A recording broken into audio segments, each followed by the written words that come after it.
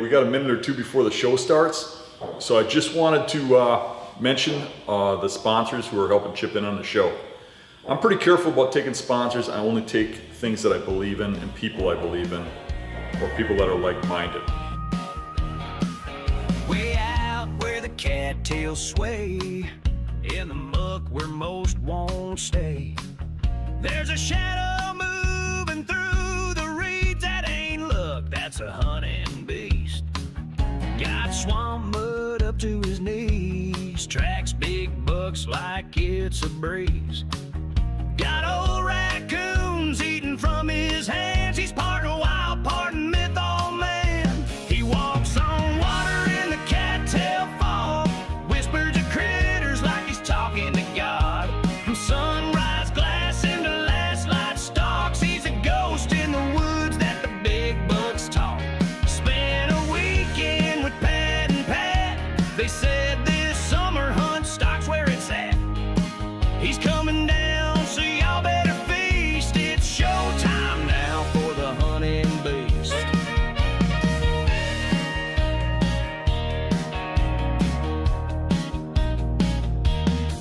A public land preacher with a swamp-stained creed. He don't need luck, just a wind and a lead. With a bow in hand and fire in his eye, he'll track that buck till the day he dies. He's seen things deep in the brush and fog, where boots get swallowed by the bog. And if you doubt what legends mean, he's the reason deer don't sleep in them cedars green. He walks on water in the cattail fog, whispers to critters like he's talking to God. From sunrise glass into last light stalks, he's a ghost in the woods that the big bucks talk.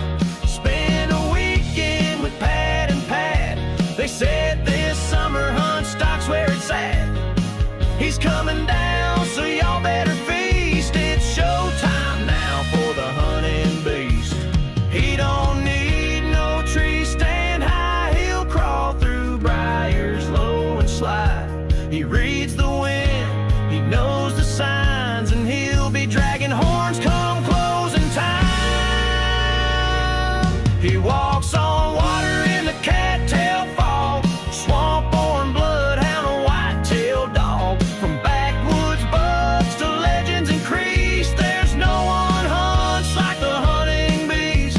Yeah, hunt stock's calling, y'all bring your best, but Dan's already scooted the rest. So raise a beer and beat your chest. This song's for the king of the buck hunt quest.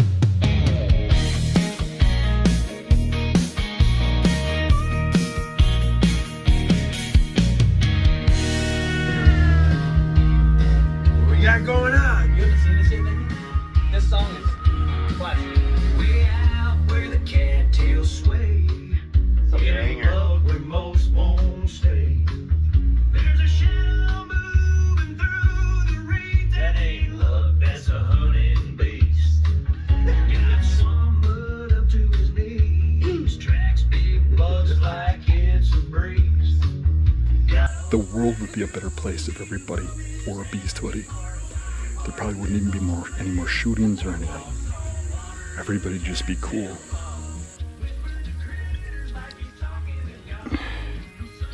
It's a little over my boots. If you ever use these Lathrop & Son boots, they're a very sad boot until you get them muddy. That's a happy boot.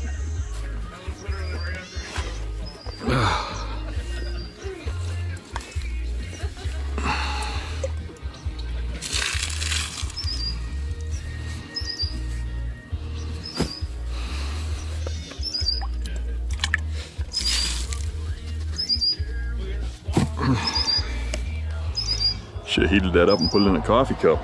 That's why they call him. That's why they call him. That's why they call him the Beast.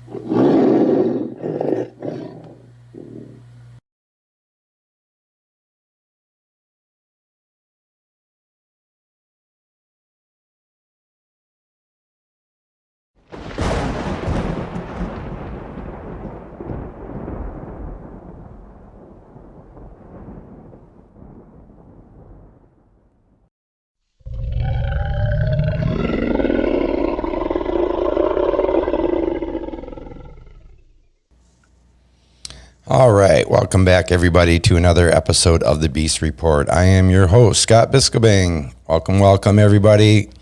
Glad that you could join us tonight on this fine Tuesday evening. Let's go ahead and bring the man himself on, Mr. Dan Infalt, the Hunting Beast. Good evening, Dan. Howdy. How's it going? How are you today? I'm alive. Fantastic. Glad to hear. I'm excited about tonight's show. How about you? Yeah, I really like Bob. Yeah. I said this on my page earlier. Like, we've had quite a few guests on, and everybody's been really amazing, but this one just hits a little bit different. Been a big fan of this guest for many years since I was a kid, and having been able to talk to him now on several occasions over the last, between last week and the start of this week, it's really been an honor. And so with that said, we are honored to once again introduce Bob Foulkrod to the show. He's oftentimes regarded as the greatest living hunter. Bob has amassed a vast knowledge of hunting big game animals over the last 60 plus years. With an unparalleled resume from magazines, books, and TV shows, it's his obsession quest of 80 big game animals on 7 continents in 60 days that sits atop of so many great accomplishments. Folks, if you would, please join me in welcoming Bob Foulkrod onto tonight's show. Hi, folks. I appreciate it. Yeah, welcome, Bob. Tuesday night. Yeah. Hi, Glad to Dan. have you. Scott. Yeah, it's been great talking with you. We talked last Friday morning real early, and I think I even said I don't normally gush, but I had to gush a little bit. You know, having watched so many of your stuff over the years, I got up in the morning, and I'm about an hour behind you, so you get up pretty early in the morning. I said, well, you said to me, are you a morning person? I'm like, yeah, sure am. And I got up extra early, poured myself a cup of coffee, sat down on my deck, and gave you a call, and we chatted for maybe an hour and a half, and we probably could have talked for another couple hours because we just started talking hunting. And I told Dan afterwards, I'm like, I could have just recorded that conversation. That would have been a podcast in itself, and I would have been totally fine with it. Yeah, for sure.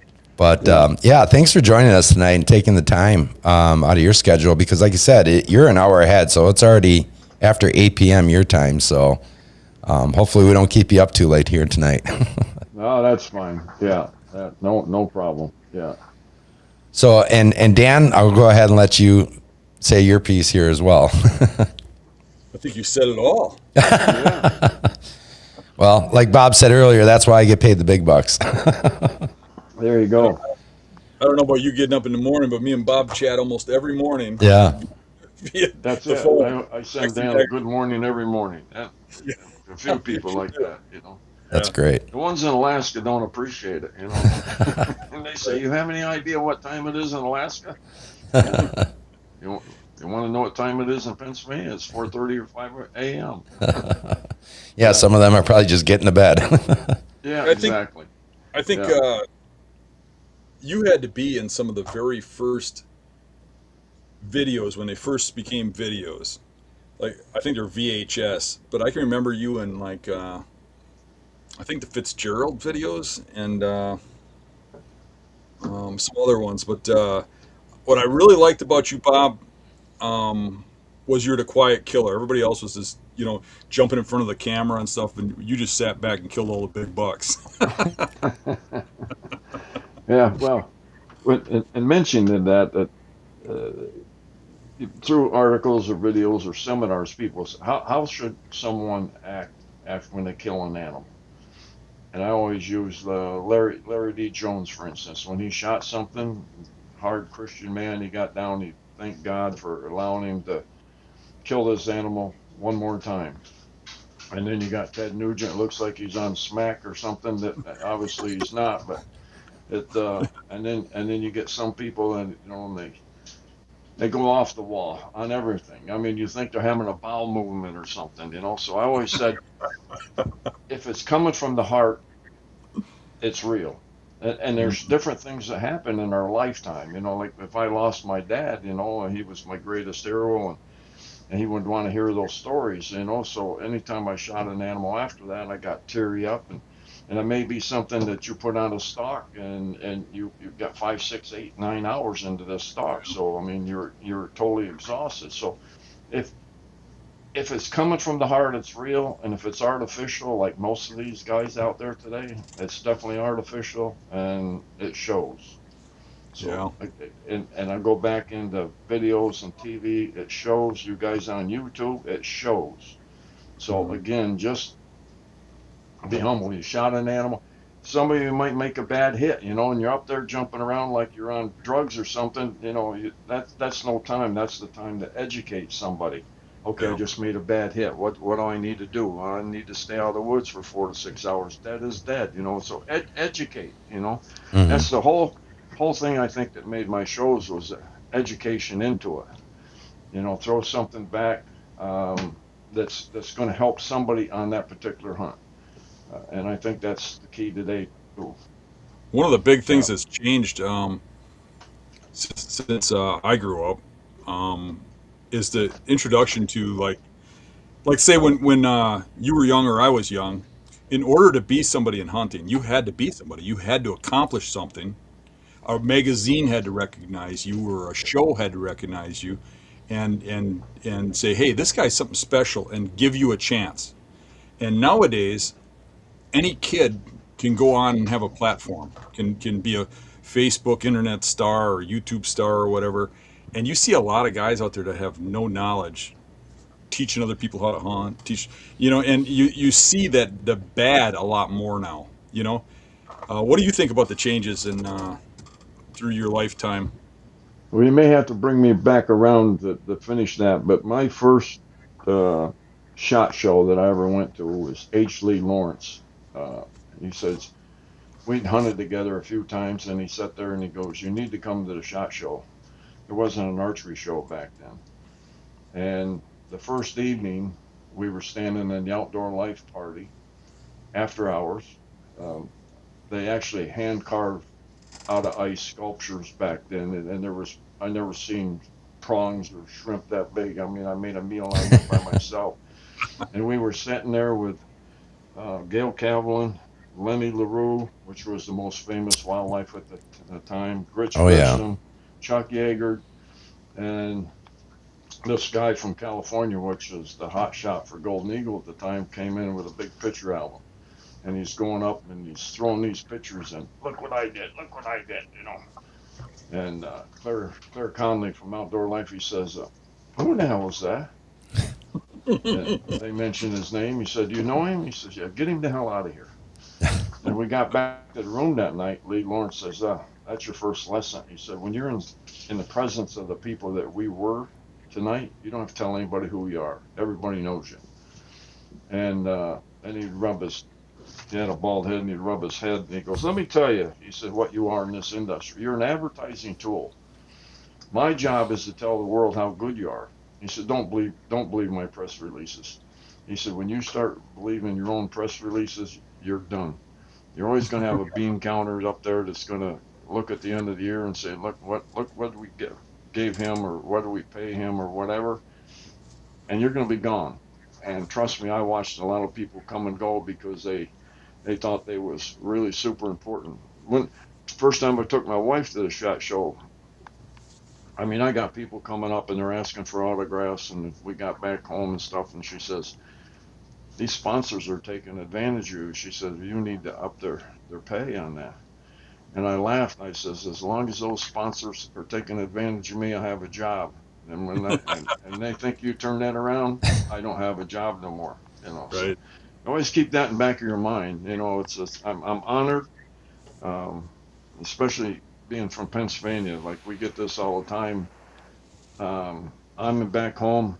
I just want to be Bob. That's just where I relax. When I'm out, I know what I've done, who I am, and stuff like that, and I have to put on a show per se, not necessarily. But back then, it was Lee's job because he introduced me to the industry to take care of me. Once your notoriety starts to grow, there's a whole bunch of other things that come into it, and it's always Lee would always come and calm you back down and just saying, "Don't forget who you are. Don't forget why you're here." And in today's world, just what you were saying on YouTube, anybody turns that on, and I can't even, I watch better home videos than what this stuff is going on today. And I ask myself, have you ever been in the woods? I'm serious. I think they watch somebody else's YouTube and get back on there, and all of a sudden they're trying to teach somebody how to hunt. And and going back to that, the industry, like was Golden Eagle or whatever, if they wanted, says, they Bob, go hunt with this guy or this girl. Let me know what you think. Well, you spend 3, 4, 5 days with somebody, you can normally tell whether they're the real deal or whether they're just putting on a front. And that's what's at in the YouTube. When articles first started, you always had somebody there to edit it, and they also edited the picture, make sure it was cleaned up. So if your kids took it to school, they could be proud of it. Then videos came in. We had to educate everybody again. Okay, when the arrow hit or the bullet hit, how long should we stay onto the animal before we come back to it? Now, when Tom Miranda was doing it on ESPN, they would never let him show the arrow or the bullet hitting or in Tom's Yep. case, it was always the arrow. They wouldn't show that, and you lost that, and you lost a lot of viewers over that. Mhm. And then TV came, and we had to educate everybody again. Now YouTube is there. I can't even, in the fall, I can't even tell you how many pictures I'll take with a tongue hanging out or arrow sticking in the animal, and I take it back and take my little finger, how they showed me how to do that. Take the tongue out or the arrow out, and I send it back, and I says, that's the way the picture should be. And somewhere along the line, we need to get education back on that YouTube, or we may self-destruct ourselves. Yeah, for sure. Yeah, and the other thing, so you're talking about that and cleaning up the animals and stuff, but you also have a very strong opinion as far as wording that you use around hunting, and as you're very much opposed to using the word harvest versus killing. I sat there and I had 3 shows. I had Bass Pro, Gore-Tex Outdoor Adventures, and Winchester Legends. And the word harvest came up. I said, I harvest nothing. I kill animals. And conservation proved that, we've done a fantastic job. And to me, that starts right there when you get in the tree stand. Are you a harvester or are you a killer? I mean, that's a mindset. Oh, I harvest something. You're almost being apologetic when you're in a damn tree stand. Right. You get in a tree stand, you need to be a predator. And I'm serious. You ever watch a cat, for instance, go after a bird in the yard? When he turns around and spots the bird, he goes into a killing instinct. That's what you need to be in a tree stand. You need to be a predator. You need to be in that focus. I think it's okay for you weekend guys that take your phone out there and you're texting one another, stuff like that. You know how many deer you saved through the years doing that? Put the damn phone in your pocket. You're in there and you're trying to get a jump on a deer. I mean, when I come out of a tree stand after all day hunting and I'm going like this constantly, I'm tired. I'm whipped out. And Bob, that's the difference in if you hunt like a predator. I guarantee you're not going to slam the door and have a conversation next to your truck. Noise pollution is worse than scent pollution. I'm telling you that. If you get in, you make an artificial. No, I'll back up a little bit. Some of you folks you only get 2 or 3 days to hunt, and so you don't worry about the wind, you don't worry about anything else, and that's okay. That's okay. But if you're hunting a mature deer, then we're probably going to get into hunting a mature deer, and I don't mean to pass or be disrespectful to you, but when you're in that noise pollution, you make an artificial noise. Again, going back to that predator situation, why would that mature deer get up and walk toward you? On a predator, if you're 2 guys are hunting one another and you make an artificial noise, you're dead. You don't even know it yet. That's the way you need to be in a tree stand. You need to stay focused. And which brings you up a good thing, okay, when should I get in a tree stand? Okay, 2 things you can get in a tree stand. Okay, you walk in when you see, because some people don't want to use the light or whatever, so they walk in so they can see, or they don't know where they're going, and they get in a tree stand. Mother Nature shuts down. There's nothing more better than watching the sun come up and hearing Mother Nature come alive. The birds, the crickets, everything is talking around you. Sure. When you walk in when it's daylight and Mother Nature shuts down, do you think that would affect that mature deer that you're trying to hunt? I kind of think so. I can sit at my pond or my lake, whatever, and close my eyes and have the kids walk around when they're fishing. I can tell you where they are just on the people shutting down. That's staying focused. That's the way you need to be in a tree stand. All Mother Nature is talking to you. And again, it's that focus that you get into that makes you a better hunter. Yeah. Dan, what were you going to say? The noises that you hear and you know when things are moving around. You know, you hear a lot of these people. I keep hearing people talking about how squirrels alert them to deer and jays alert them to deer. You know what alerts me to deer? Everything goes quiet. You know something's coming and something's happening. Exactly. Exactly. Same thing. They're telling you that it's coming. Mm-hmm. You know, especially when you're hunting bears around, you're in a tree stand and you hear the beavers slapping, they go, I might be a good time to have your bow in your hand. You know? Yeah. Absolutely. Get back there, cat. Yeah. I was just looking at there was a question I was going to bring up here, but a lot of people chiming in the chat how much you've changed their lives and how much how happy they are to see that you haven't changed throughout the years. That you're always the guy that you always were. Here we got one here, for example. So Bob, I'm glad you've never changed. I still look up to you being 51 years old now. And there's that's kind of the resounding theme that I'm picking up here in the chat, that there's you have a big fan base, that's for sure. So let's go. Appreciate it. There's nothing more rewarding than having somebody come back and saying there, hey, you got me started, or I had learned from you, or I had been to the bow hunting school that you had, and that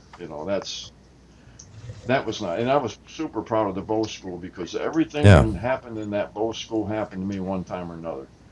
And for instance, we would start the bow school.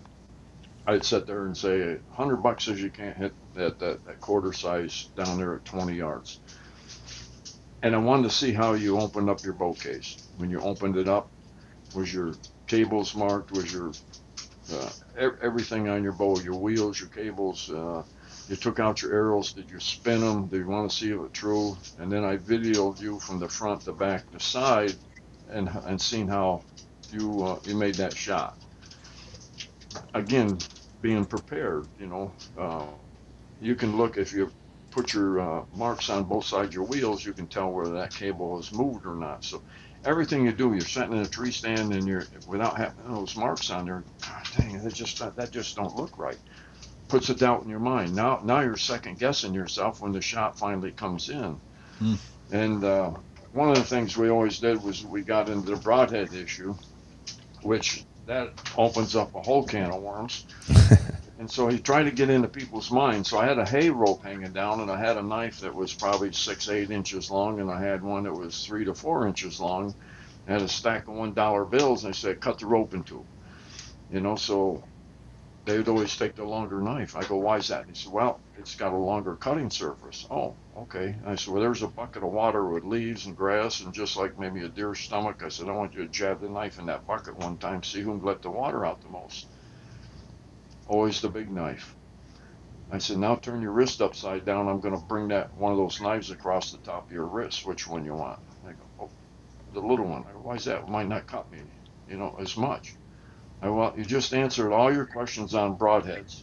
So why do you go out there and buy the smallest broadhead you can find? Because you're going to tell me the big one won't fly. So all of a sudden, I took out a big broadhead at 20 yards, and I go, oh, it didn't know it wasn't supposed to fly. And again, going back to this sport, it's called hemorrhaging. How much hemorrhaging can I do inside this deer to make him get down and die as quick as humanly as possible? I'm a killer in a tree stand. I hate to see animals suffer, so I'm trying to put them down as quick and humane. Fred Bear said it a long time. How long has Fred Bear been dead? He said, if you're going to hunt from an elevated tree stand, it's a must you put the arrow out the bottom, because he said this: the modern day bow hunter can't follow a blood trail. And now what do? Little bitty broadheads, and that first thing they do is they don't even give a couple hours into the track, and they walk out there and, oh, I can't find it. Let's call the dogs, or let's call a drone.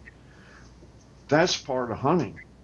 That's the end result. That's when you're patting yourself on the back, is tracking that animal down yourself.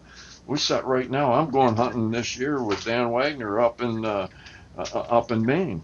To try my hand at tracking these deer. Guess what? I've been putting gear together all winter long.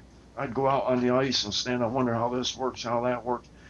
You never stop planning. Planning on a trip is part of the actual hunt itself. And then when the hunt happens, and then all of a sudden you're going to get, oh, I'm just going to call a dog.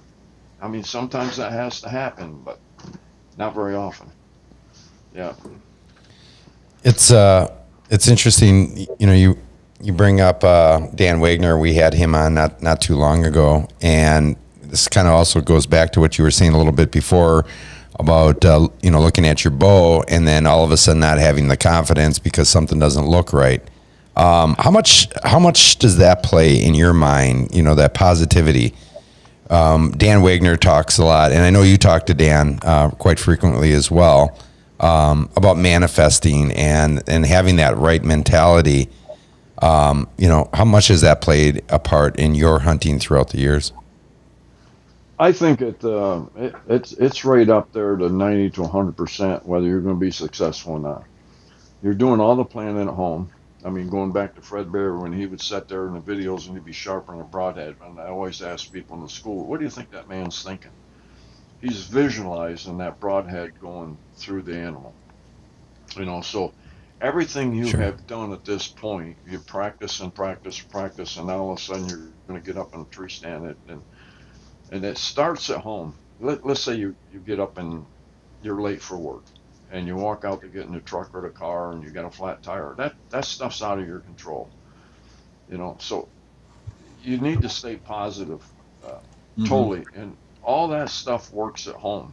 I mean, staying positive. You get a negative thought in a tree stand. Oh, geez, I should have been in another stand. You're there. Give it your best.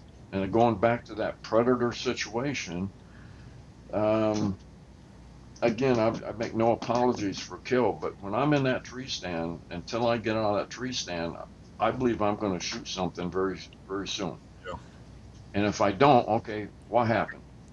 And again, going back to the people that have time, if the wind changes and you want to sit there, hey, that's fine. I'm happy for you. But if you're hunting a mature deer and you're what you call a trophy deer, then when that wind changes, you better get out of the tree stand. You know, I mean, Bass Pro, Cabela's, Sportsman, all these people, they make tons and tons of stuff that you buy that you want to shake, rattle, or roll, and spray onto you to make yourself invisible. They try to make a deer come to you instead of learning his habits and having a little bit of patience. Trust me on this one, on scent control.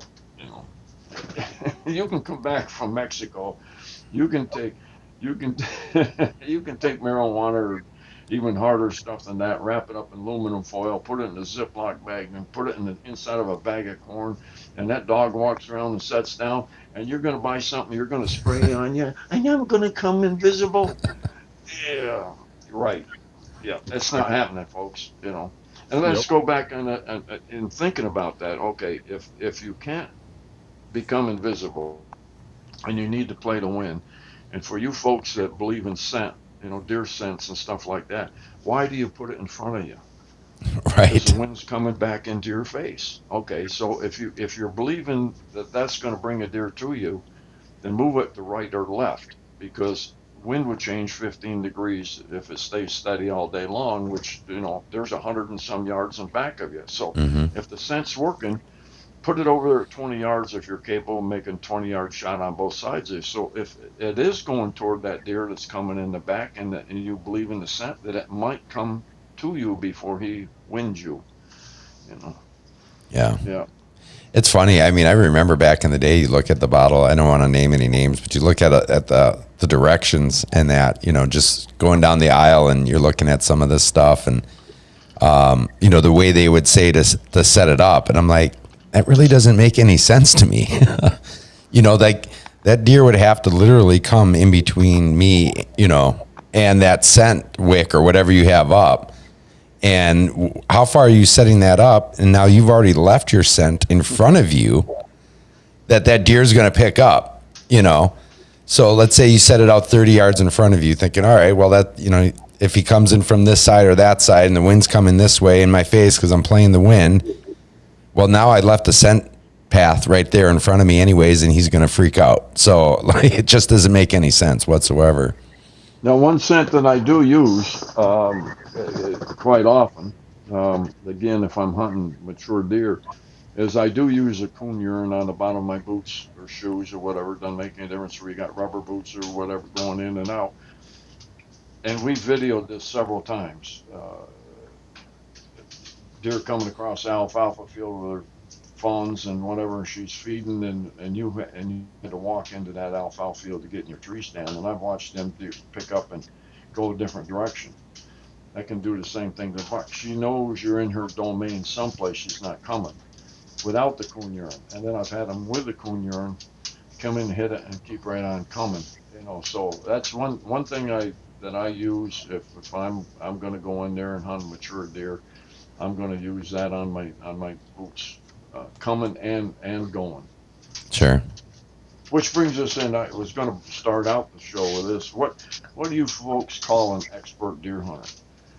And it was something in outdoor life that, and I wished I've used it several times since then. And the first thing that people think of are numbers.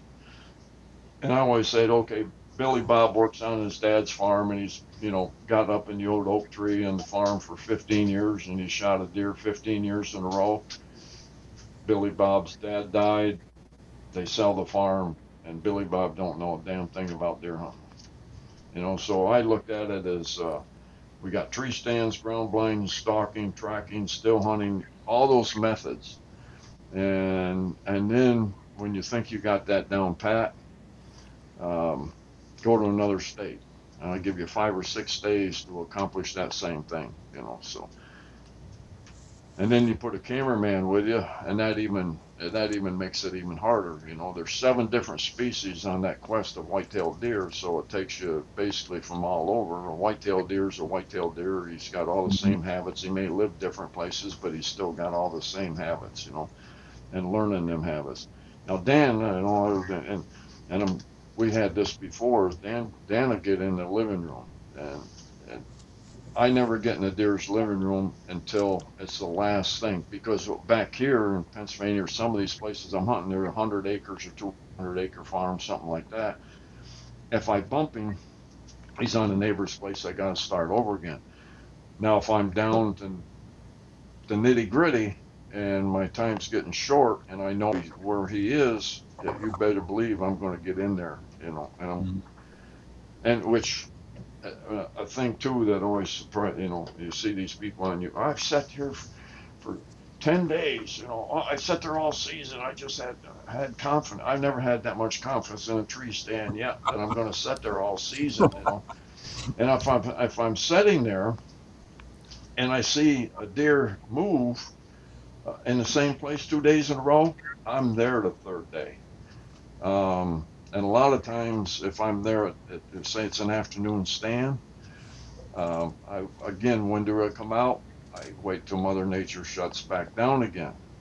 I'm going to move that stand right then. That deer's wherever he is, he's already moved. I'm going to move that stand where I just saw him at nighttime. And then when I come back, I'm ready to hunt that stand. It seems like it bothers them less at nighttime than it would. So he's already went through wherever he's going, whether he's going to go feed, whether he's in the rut, wherever he's going, he's already went through there. So me moving that stand over there isn't going to affect him any. You know, and playing wind currents. I use this for the school. It bothered me for a long time, you know, and I used to think, oh, geez, I got to stop. My brain is pushing out these vibes about killing. I'm so involved with the killing. I'm just and so we got a path that these deer were actually coming down, and I would sit there and I go, okay, what side of the tree stand you're going to be on? Wind currents are going to my right. They're going down over the hill. And my tree stand is my back up against the tree. Now I got to turn my head a lot. Or if I'm going to turn myself sideways, then now I'm more exposed. So you can drop a tree, you can change that deer's habit on that path that he's coming down by just pushing a tree down. Deer are lazy just like people, and he's going to make a turn, and it gives you 2 or 3 times where he comes back onto the trail again. So I got deer coming down the trail, and all of a sudden they stop and they throw their nose in the air. I go, what the hell has just happened? And then I started buying these little cherry bomb smoke bombs. And when something like that happened, I would turn around, light that, and throw it out. Does it bother the deer? Yes, but I got to find out what happened. So it would go down. I'd watch them currents go down over the hill, hit that sunlight, and come up and back on me at, 40, 50 yards away. Oh, now I know what's going on. And elk are masters of this. You'll have elk going up, playing the wind currents, and having the currents coming back down, and they're double teaming the wind currents. They're masters of that. Yeah. Very interesting. You use milkweed a lot, and milkweed. Absolutely. Yeah. I drop it all the time, and I'll watch it, and it's unbelievable how it will go and it'll hit like a heavier vegetation and turn and go around it, and you're wondering why a deer would smell you over there because you're dropping the milkweed and it's going this way, but watch its path, it ends up over there, and you can sit there and you can predict where they're gonna, detect you. And that'll change too, Dan. Whether when the leaves are on or the leaves are off. When Mother Nature changes altogether, that'll change that. There's some stands that you got to hunt before the foliage comes off, Yes. and some that you doesn't. Even staging areas. You get deer that's going to walk up to an alpha. They can basically walk up right up to the edge of it and almost put their heads out and see up and down in the field. And then all of a sudden that foliage falls off, and the woods are a little more wide open. Now they got to start that staging area 50, 60, 70 yards back in the woods before they hit them fields again. Right. A lot of it is if you ask yourself what I would do in a human situation, you're going to find out. Like buck-doe ratios. Let's say when I was a young man, and I was chasing the opposite sex a little bit, and I open up the door and there's 15 guys in there and 3 women.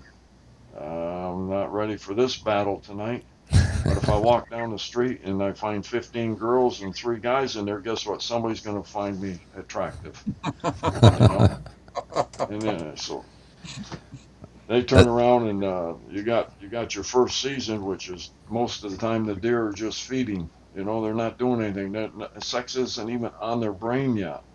And those morning stands are sometimes hard to get in there. So it basically leaves you only toward the evening time to hunt.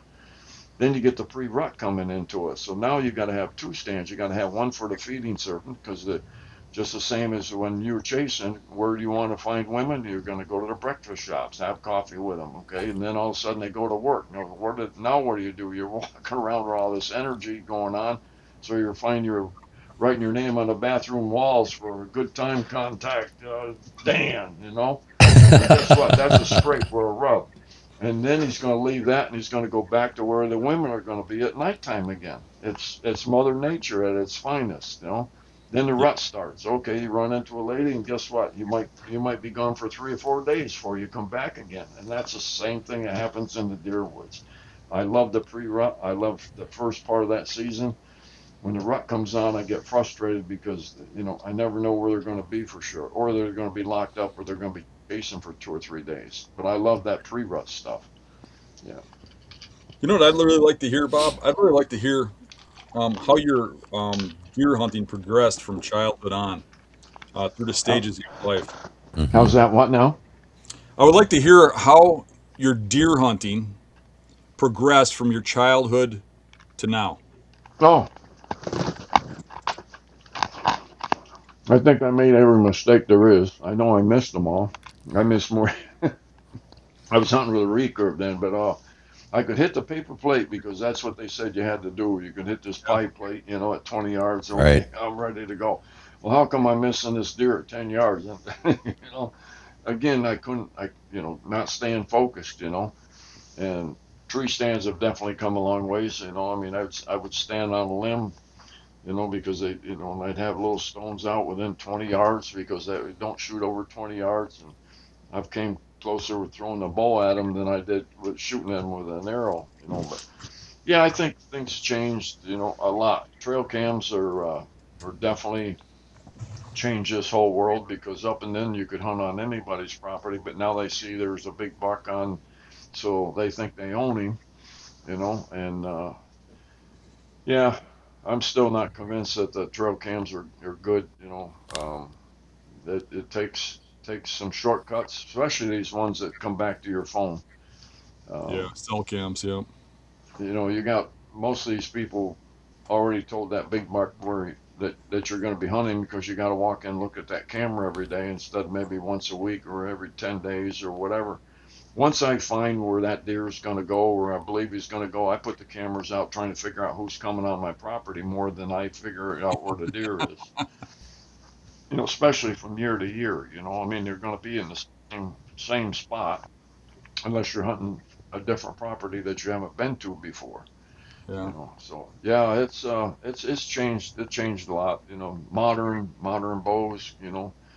Went from a recurve. I remember Pope and Young put a letter out saying that if we don't get these wheels and cables in check soon, it'll be the devastation of bow hunting as we know Yep. it today.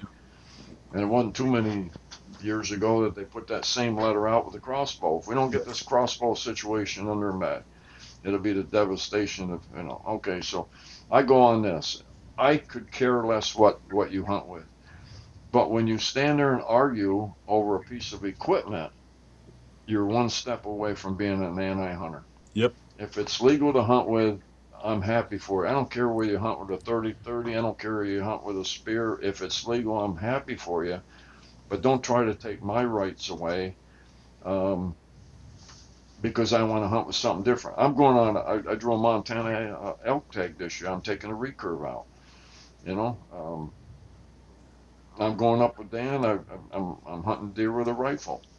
I'm going down to my nephews in Texas. I'm hunting with a vertical bow again. So Mhm. it's all who you're hunting with and how much memories you're trying to make with them people you're hunting with. Do Yeah. you remember, Bob, when I was a kid, I remember reading an article about them legalizing hunting out of a tree stand in Michigan, and it was a huge controversial thing. I mean, that had to be 1970s or something like that. And I remember being from Wisconsin, we hunted out of tree stands, and I was shocked.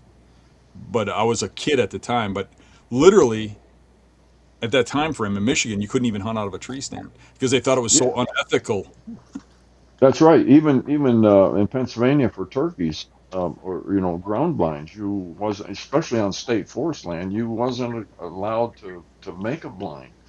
Um, my first turkeys was basically on the ground, and I've wrote articles on it. You're going to call 6 birds in without a shadow of a doubt that you could kill him with a shotgun even before you get a chance to draw on a bird. And I had lost a couple, so we have a farm sale down here. I went down and bought a whole truckload of domesticated turkeys and killed every one of them with a bow until I figure out where to kill the damn thing. In fact, that was my first decoy. I skinned him out, made a wire cage, and put a couple marbles in his for eyes, and his neck was about this high. I didn't know at that time that was a challenge. But even how you position your decoy, if you're hunting with a shotgun, then you want him facing, away from you, or I mean with a bow. So he comes in his whole tail fan, so you can hit him in the butt. And if he's, hunting with a shotgun, you turn the decoy around, so you want to shoot him in the face. But what that did by shooting with those bows, my first uh, deer that I shot uh, in New York State with a bow was I sitting there and I wanted to hunt this property and it had been logged off and it was thick, thick, thick. And I sat there and I go, hell, if I can kill a turkey on the ground, I'll be able to kill this deer on the ground. And I shot a respectable 8 point, and he didn't have a dang clue that I was there. And that just changes the whole world. Now you want to talk about staying focused. When you're hunting on the ground, I mean, your eyes and stuff. I mean, your your head is moving, and you basically have a kill zone. Basically, it's going to be 15 degrees is what your kill zone is. But man, that can open up the doors for some good hunting right there. Yeah. Mhm. But yeah, has it changed? Well, when I first started, there was you could count on one hand how many people actually bow hunted in my area, and then now it's and I ran a deer camp here in Pennsylvania on state forest land, and as bow hunting got more and more popular, you stand there and you got more people. And I'll touch on this too. I put a tree stand up. That's my tree stand, and you never. And that was always an unwritten rule. If you was going to get into a man's tree stand, you didn't get into it unless you had permission to get into it, and you never put up a tree stand within 100 yards of another hunter. End of story. But that's not the case today. I mean, you get, well, that's state forest land. I can put a tree stand any place you want. Well, I got more time than you do. I'll sit up there and talk to you all night. So who's going to win this pissing contest? Because it shouldn't be that. It should Yeah. be respectful. When I walk in and see somebody's tree stand, guess what? And that's even on shooting lanes. I hate shooting lanes. I mean, the arrow's like the size of a pencil, and it's just, I mean, and you got to cut a 20-yard path down through the woods. Really? I mean, I walk in, the first thing I see that, I start looking around. Okay, where's this tree stand going to be? I caught shooting holes. I might put a branch there, a branch. I'm trying to leave Mother Nature as nice as possible without, has nothing to do with I don't want to cut a tree. I don't want to disturb that, because that deer, a fox, if you're trapping foxes, a dirt hole to a fox is a dirt hole whether you set it or if he's ever been pinched on it or not. So if he's, ever since he was a fawn, he walked across this, and somebody's throwing an arrow or shooting him at, or his dad or whatever. Why would you walk across there, if you were being hunted or a sniper? If I walked up and I'm being hunted by a sniper and I see a shooting lane like that, I'm going to make a wide circle around it. Yeah, that's a good point. Survivors learn.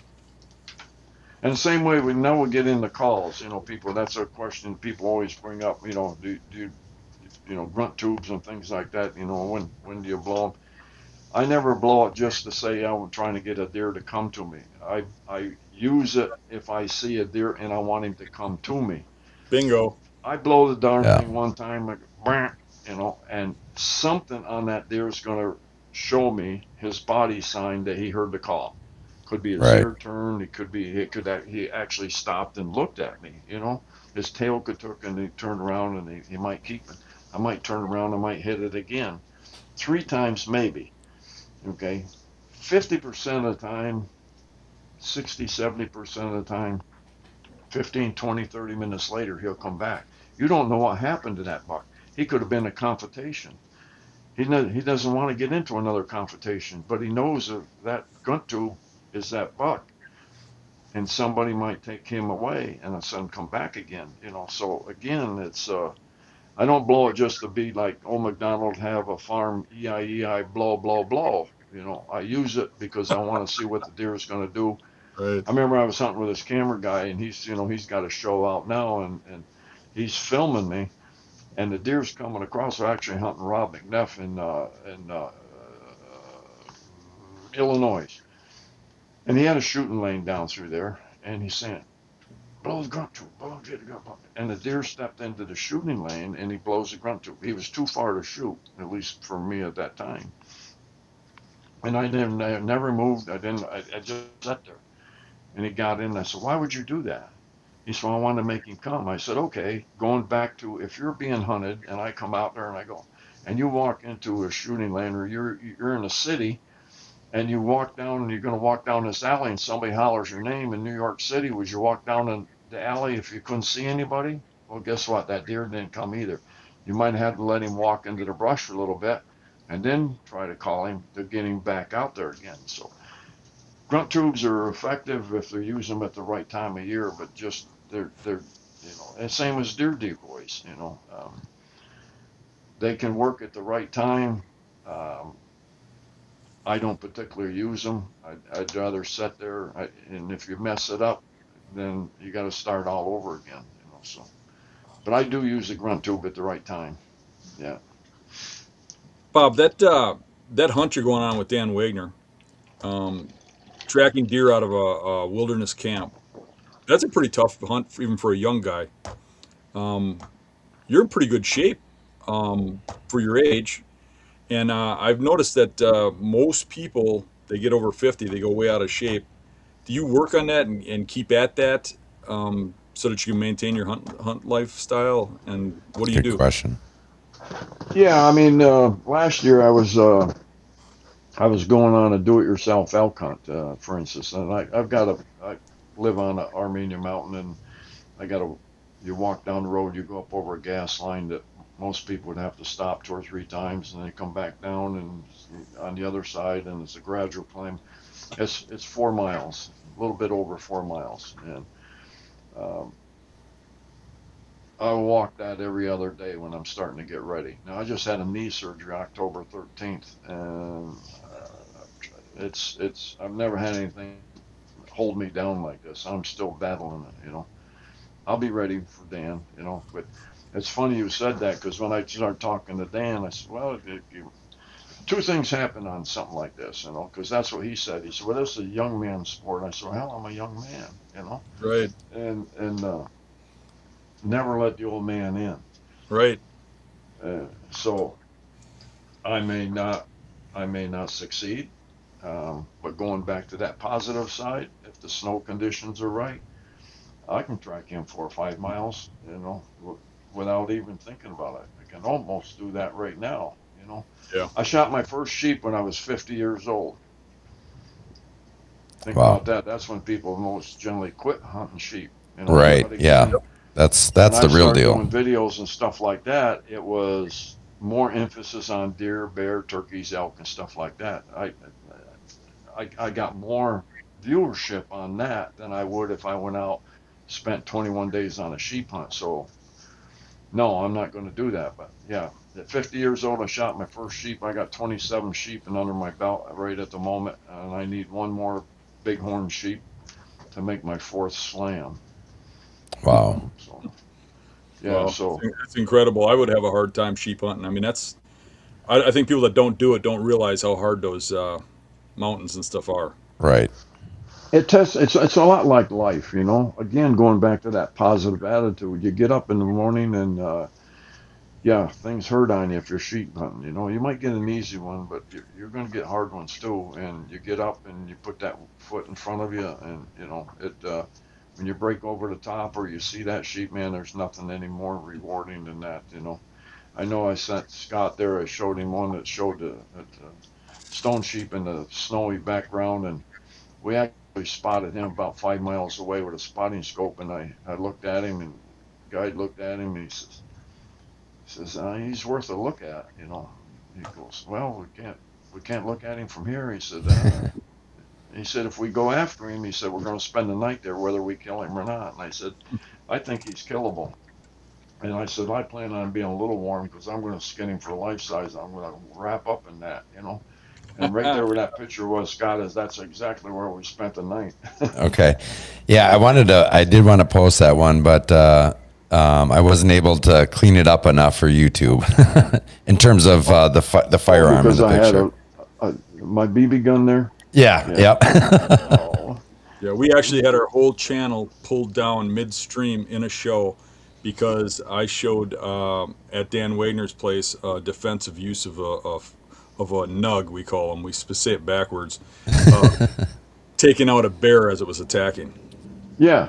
Yeah. So Again, should be educational. right, right. But no, you got some guy behind a little computer here, sitting in his underwear with spandex on, and go, oh, he's gonna hurt somebody's feelings. I mean, I would never make it in this industry today Yeah, because I have very low tolerance for that bull crap.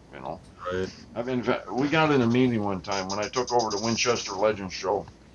They came up and they sat there. You can't shoot at an animal laying down. You can't shoot at him running. And it's like, this is, oh God. it. So I'm in Manitoba, and we hunt in this pine grove, and they sent a cameraman up, and I said, now it's going to be cold, and he came from Alabama, I think it was, and it's minus 30 below. And this guy comes out in the morning to hunt, and I would be dressed warmer than that in Pennsylvania deer season, you know. And I go, either you're strong or dumb or hell, one or the other. But I said, you only got, well, I felt bad for the guy. I mean, so anyway, I came down, I made a ground blind in there where I could look up and down through. And so we left for the day, and we took him and got him some better clothes and came out. Where this buck is chasing this doe, and he runs across chasing the doe, and now he's down and he catches my scent, and you can hear him blowing it. And I said, he's going to come back. He's going to come back across this cut line. So there goes the doe, and he's jumping, and I shot him right in right. He was right, right. I mean, right. He was his whole body was off the ground, and I killed him. And they go, why did you do that? And I go, you hired me to kill animals. You know, it's definitely ain't for my looks, you know. And then I had another one where I was standing there, and I was actually hunting California bighorn sheep. A 21-day sheep hunt. We found him on the 17th day. The wind and everything was wrong. Basically lived in under a tarp for 2 days, waiting for everything to get. And I crawled up when everything got right and shot him laying down. You know, and it's like, and then I said, so my point was, I'm talking to all these blue collar guys, you know. So I'm sitting there and I go, all you guys together ain't been 21 days solid in the woods, and you forget you're doing a hunting show. Are you doing a hunting show, or aren't you? You know, I says, because I come from Pennsylvania, and if a deer's running across the field, I'm going to kill him. You know, so they had to go in. It was a learning curve for that. You know, so for sure. Yeah, I was on a hunting show for a while, and they tried telling me I had to shoot 2-year-olds, everyone that came by me, and I just didn't want to. You know, it's I don't mind that they do, but it's my hunt. But they wanted more footage and more kills. Go on to the next state after you kill this one. You know what I mean? And it just I said to myself, I don't want any man telling me how to do my hunt. My hunt is a personal thing. That's my journey. You know, and I think the same way. Yeah, it should be. It should be one hunt, and then you put in as much education. That's what made the Winchester Legend show. When I actually took the show over, they didn't give me any guidelines what they wanted. So and that was always Johnny Morris's line. Why are we hunting this animal? What are you going to do for conservation to make sure this animal's still around for our kids? And what are you going to do for education that somebody's watching the show? That's the three things if you're going to be doing a show or YouTube today, it's that. And that came up. I think Michigan right now is trying to go back to a 1 deer limit. Personally, I believe in, if you're on a hunt, 1 bear, 1 deer, 1 caribou. When we had the caribou camp, it was 7 days, 1 animal. And it was almost a competition between the guides and see who could get the biggest caribou. They would keep holding it off, and then they went to 2 caribou, 5 days, and now it turns around, and I mean, the guides didn't even have a chance to sew a button on her. I mean, yeah. If I get a chance, you know, if I'm on a hunt and I shoot 1 animal, that's what I went for, and I'm happy for that. Yeah. Let me see what I got here. Let's see. I look at my notes here. Well, Bob, real quick, kind of going back to your fitness routine and things like that, and your longevity. And I know this was talked about on the previous episode you did with Dan like a year or so ago. But let's talk about real quickly about the obsession quest. And what age were you when you decided to do that? I'd have to go back and look at it. It was 2003 when I started it. So okay. I'm 77 right now. And what I had done is I'd lost my dad, and I was going through a real bad time because I'd come home and he was like a little kid. He never got a chance to travel to places.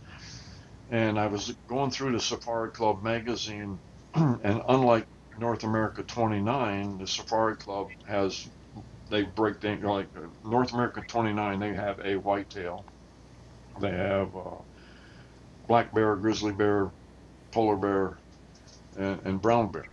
Well, Safari Club breaks it down more. You got a black bear, a Vancouver bear, you know, a grizzly, barren ground grizzly, a brown bear, and a polar bear. So you got more of everything. You got 7 different species of whitetail. So I'm looking at the list and I go, well, that's a good goal, you know. And now you're trying to get uh, enough shows to be able to do it. You're trying to get sponsors, obviously, that you believe into, not just to keep you going. So it was easy because they hired me to do a show. It was that, like Winchester Legends, obviously, I was going to use a Winchester rifle and ammo and stuff like that, but I Right. could use Swarovski and binoculars and stuff. So Mhm. anyway, I looked at it and it was like, God, that's a good goal.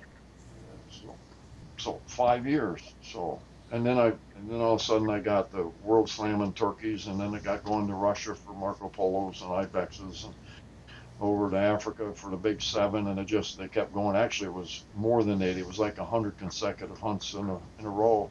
So I was on the road for 270, 300 days a year. And I always ask this too, you know, going back to scent. I said, now, if I did 100 consecutive hunts in a row with a cameraman, sometimes 2 camera guys, then whatever I'm using for my cover up should be real good, shouldn't it? And I did this on purpose. I get up every morning and put Old Spice on. I'm serious. I go to Dan. I'll get up in the morning. I go, anybody want to use my Old Spice? Again, play the win. That was my point on everything. But yeah, Right. it was a marathon. I'm glad I did it. There's a lot of places in the world I wouldn't want to travel today. But yeah, it was a marathon. You know, but going back to uh, being that positive. Um, I sat there and was hunting with the Lancasters for lynx. And I got there, I hadn't asked. I thought maybe I was going to be there by myself. I got there and the camp was full of people. Some were hunting mountain lions and some were hunting lynx. And so you could hunt a half a day and then somebody else hunted the other half. And at 2 o'clock, if you hadn't had anything, then you went back to camp because they wouldn't drop the dogs back then. So uh, I remember it was the last day. It was my hunt. We couldn't get anything going, and he didn't know about it. So I shook his hand. I said, "Well, we had a good trip. It was, you know," and that would have been the first animal that I got skunked on. And 15 minutes later, we're going back, and 2 lynx run right across the road in front of us. 15 minutes later, I killed my lynx. So that was the same thing with Goodwin that I did for the Wolverine. At that point, I had only ever seen 2 Wolverines in my entire life, and I couldn't have killed either one of them. So we put a hunt together and shot a Wolverine, and then I went with Corey Christoph for wolves. So 3 of the hardest animals when I looked on that list and saying this is going to be hard was those 3 animals, you know, that come together. But yeah, what a fantastic ride that was. You know? Yeah, absolutely. Yeah.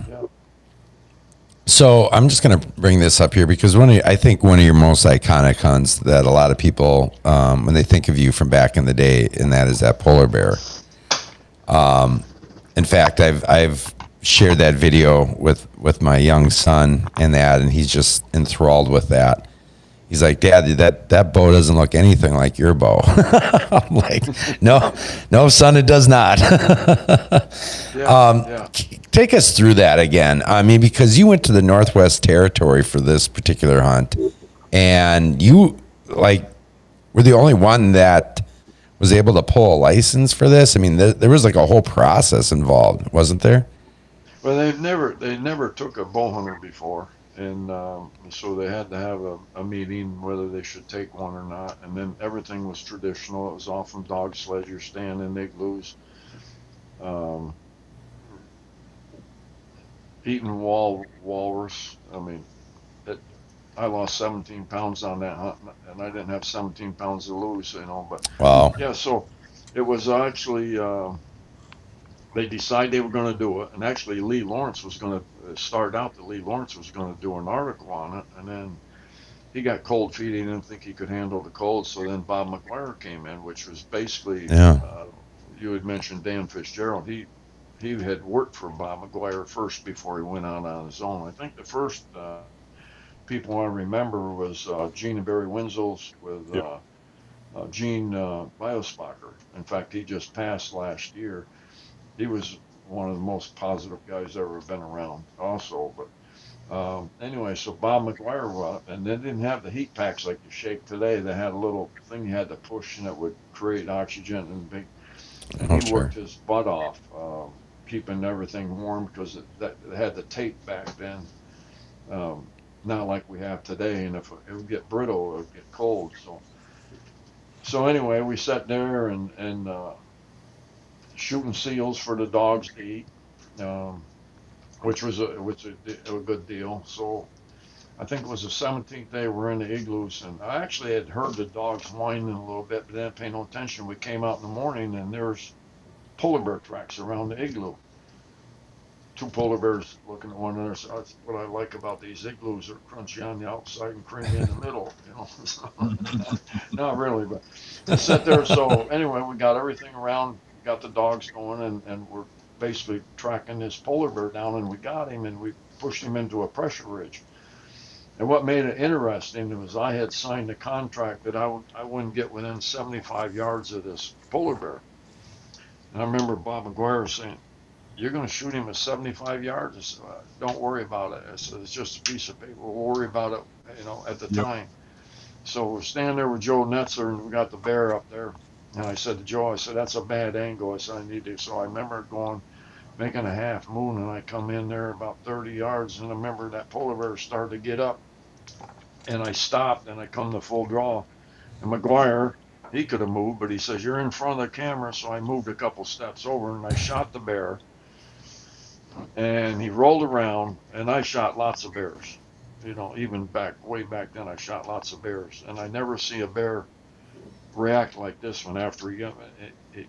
He just had a bad feeling something wasn't right. And at one time, I was standing there in the video, and he's just on the other side of the iceberg there.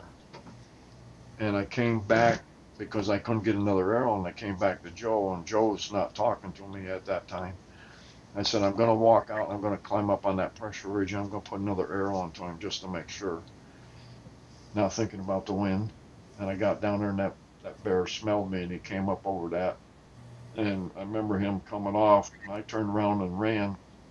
He landed where I stood, and I had fell down, and Joe had hit him, and his gun jammed, and I stood back up, and the bear's kind of limping toward me, and I put another arrow to her in the chest, and that's went down. Now, there was a war going on between the magazines and the videos at the time, uh, which I could do a whole seminar on to. But Yeah. if it would have been just an article, I could have made up anything I wanted to. But when you got it on video, and people said there, and I think I even said it when Joe comes up, he says, "Well, you got your bear," and I go, "No, we got our bear." Because Bob McGuire worked his butt off to show you that footage. Obviously, Joe worked his off, with the dogs, and he made a good shot onto it. And I did my job as a bow hunter. But that's why they call it dangerous game. If you're going to hunt dangerous game with a bow, there's a possibility that somebody's going to have to back it up and finish him off for you. Yeah. So, yeah. And I would do the same thing today. If I had the same thing to do again, I would. Again, going back, I'm not going to let any animal suffer if I don't have to. Right. That's just part of it. And going back to that, this is something for you guys out there that you got a bucket list on animals that you would like to take. Well, write them all down and put them in difficulty order. You're not going to start like people from the east, when they go on an elk hunt. Normally, especially do-it-yourself elk hunt, they go on an average of 6 times before they're successful. We've been told to set still, don't move, So put them all in order. It's like a bear hunt, you know, like Dan the Wagner's running bear hunts. I would suggest go on a tree stand first. Bear comes in because you've been told your whole life these are things that are dangerous. They could come up there and yank you out of a tree and kill you or whatever, you know. So all those emotions go through your brain when that bear's coming in. And then ask yourself, how did I perform on that hunt? Okay. The next one I'd say, book a hunt with Dan on dogs. You know, he's going to back you up, but you're still on the ground on the 1-to-1 next bear hunt. Okay, am I ready for a spot and stalk? You know, I've got a lot of people on a spot and stalk hunt, and I put my hand right in the middle of their back. I can feel their heart. So as I'm pushing them, as I'm moving them up there, I can tell you whether. And I've told them, I said, "Are you ready for this?" He goes, "I don't think so." And I've had other guys, you know, aggressive. It's going back when we used to have sock hops in school. Ask a girl to dance. I got my arm around her. We're doing a slow dance. I put my hand on her back, and if her heart ain't pounding, I take her back, sit down. I go ask somebody else to dance. You know. So that's the same way with your bear hunting. And so put them all in difficulty order, and you'll be surprised as you're learning to be a bow hunter, and as you get more progressed, you're going to be more successful on those particular hunts. Yeah, that makes sense. Yeah. On that obsession quest, you know, you went to Africa, and in fact, you sent me some of these pictures here. Like, can you talk just briefly, at least, a little bit about your experience there in Africa and some of the things you did outside of just the hunting side of it, where you were actually promoting the conservation and you know, I know you took soccer balls over there, and after your hunts, you would bring the meat back to these villages and stuff. Can you speak on some of that? I'm sorry, my wife was standing there trying to Plug it in. Okay, go ahead, do what you got to do. I can't tell what the hell she's doing here. Yeah, run that past me again. I'm sorry. I was just mentioning that you know, when you were in Africa, there was more to the hunt over there than just the hunt. The promotion of conservation and the delivering of bags of rice, and you know, like I'm showing this picture right here of you bringing some of the meat. I'm not sure which animal this was from, but back to these villages. But can you touch on some of that and some of the other efforts that you made instead of just going over there and just hunting? Like For that hunt there, I was actually on the lion hunting, but you know, I'm shooting some plains game. We fed between the schools and the elder, we fed 500 kids and elderly. I actually I should have sent that to you, but I did a thing with I challenged the antis if they wanted to experience the same thing they just watched on videos, because we released a male and female lion in the wild. We fed a whole bunch of kids and the elderly, and with the conservation on the whole thing. So I said, if you guys antis would like to do this, you can experience this. You can figure about $300,000 to $500,000, and you can experience the same thing. But I had no takers. Now that sounds great that we released a male and female lion back in the wild, but what would happen if I released a male and female grizzly bear back in the lower 48s? He wouldn't last very long. And those lions haven't lasted very long over there because they come in the village and they kill cattle and they kill people. And so they poison them and get them out of and that's why they're not there. When Zimbabwe, for instance, when Mugabe took the country back and give it back to so-called the blacks or the Africans, I had hunted with Dudley Rogers, and Dudley Rogers had started the town. The schools, the post office, mechanic shops, everything. Dudley Rogers took that over. And when Mugabe give it back to the natives, they came in and beat him half to death and said, if you're here next month, we'll come back and kill you and rape your wife and daughter.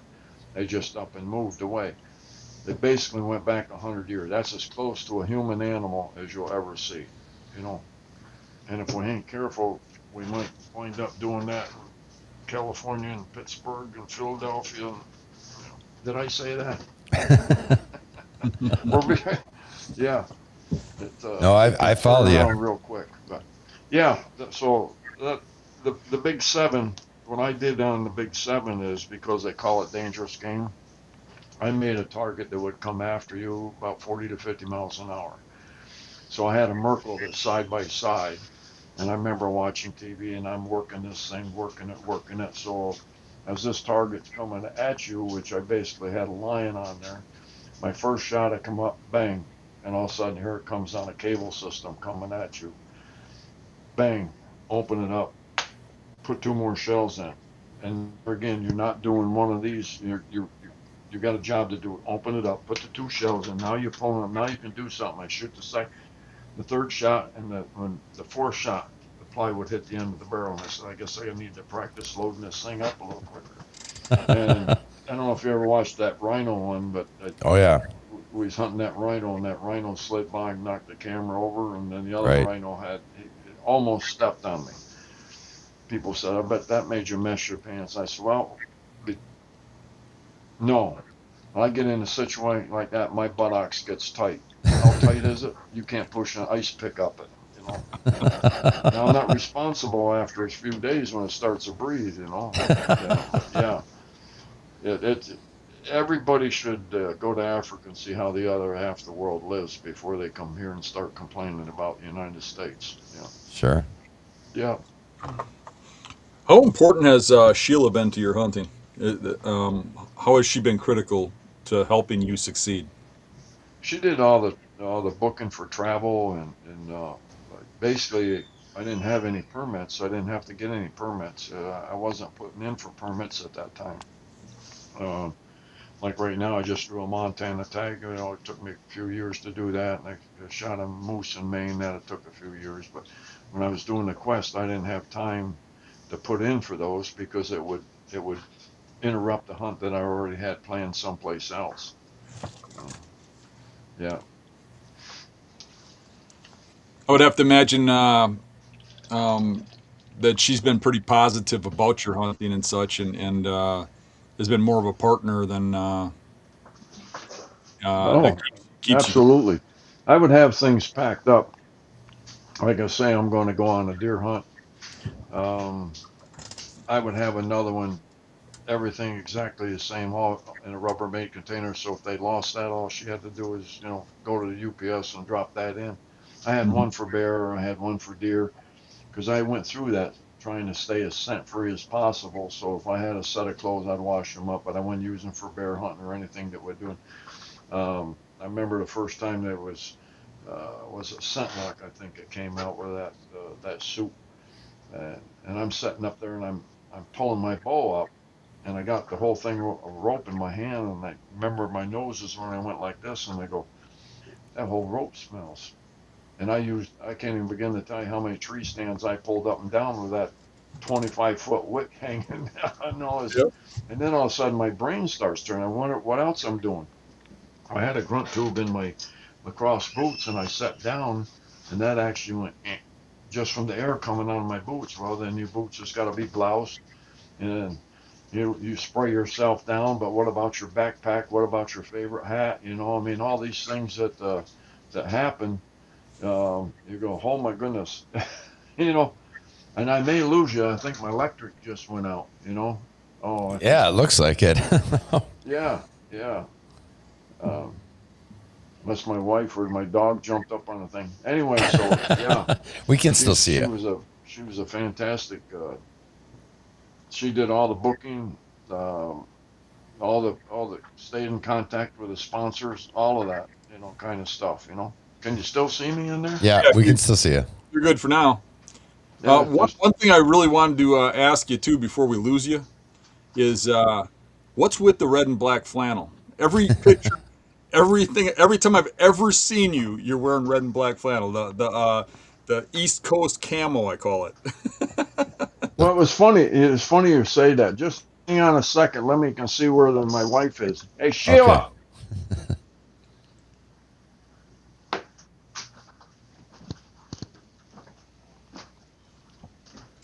Turn my light back on.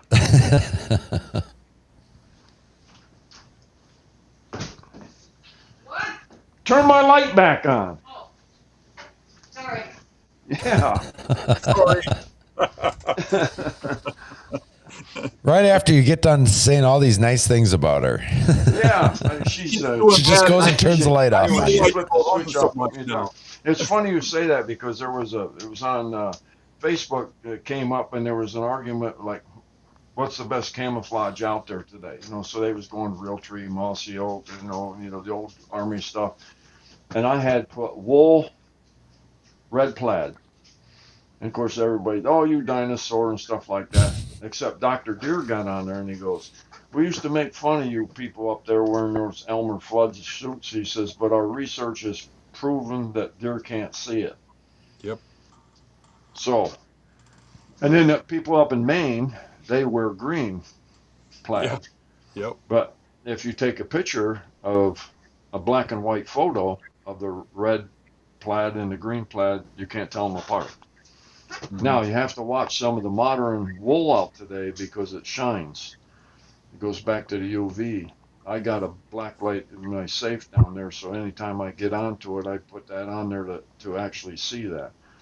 Like this shirt that I'm wearing right now, if I was to go out there, this would actually shine.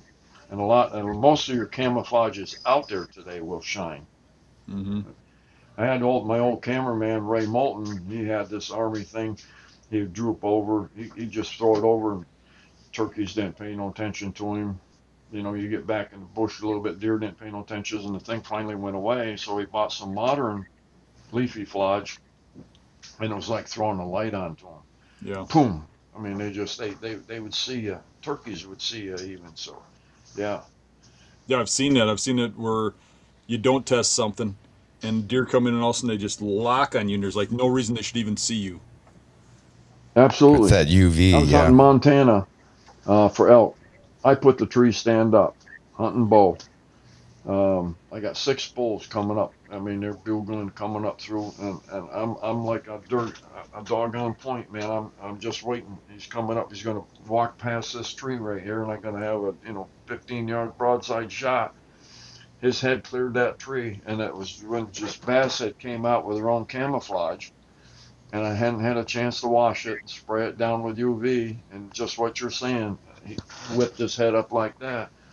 First day of elk season, non-pressured, he stopped and he runs out there at 30 yards and put an arrow through him. But the point is, they seen that, The first time it ever happened, I actually had ravenware.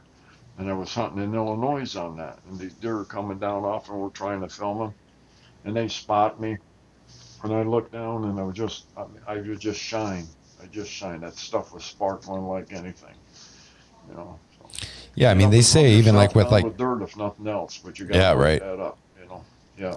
You look at trail camera pictures, right? And you walk past a trail camera picture and you look at that picture and you could be in full camo. And if it's at nighttime after it switches to night mode, you're like a beacon of white with some of that stuff, right? Absolutely. So I think the theory is too that with those UV brighteners that are built into the inks and things like that for some of those camouflages, that's what the deer see too.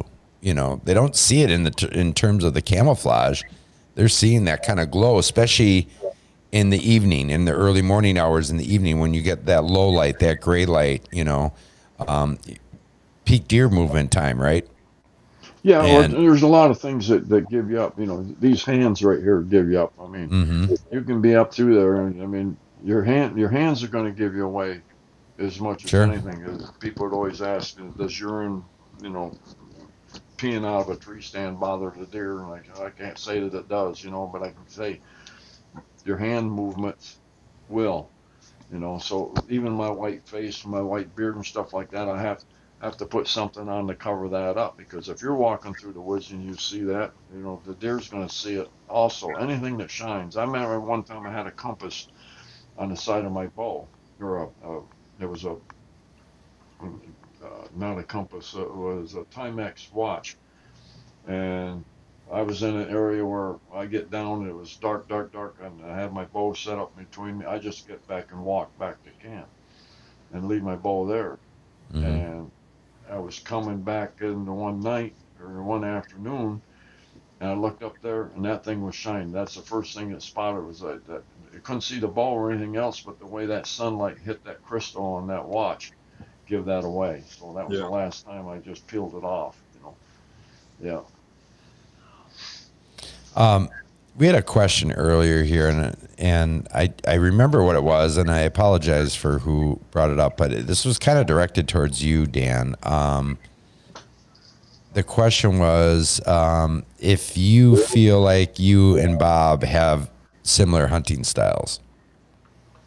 I don't really think so. I think we think alike, but I think I'm different than Bob. And what you're going to find out is that most people who are looked at as great hunters or good hunters, however you want to look at it, usually have a unique style. They're usually unique.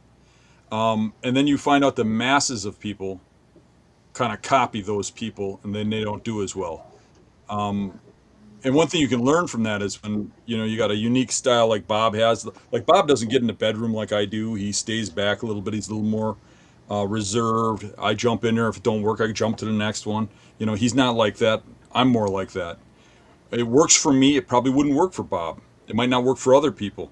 And what you got to do is you got to take what Bob gives you, and what works for you that Bob does, you use. What doesn't work, you discard, and you use what I give you that works for you. You know what I mean? But you're going to notice that among the hunters, I mean, there's only one Miles Keller.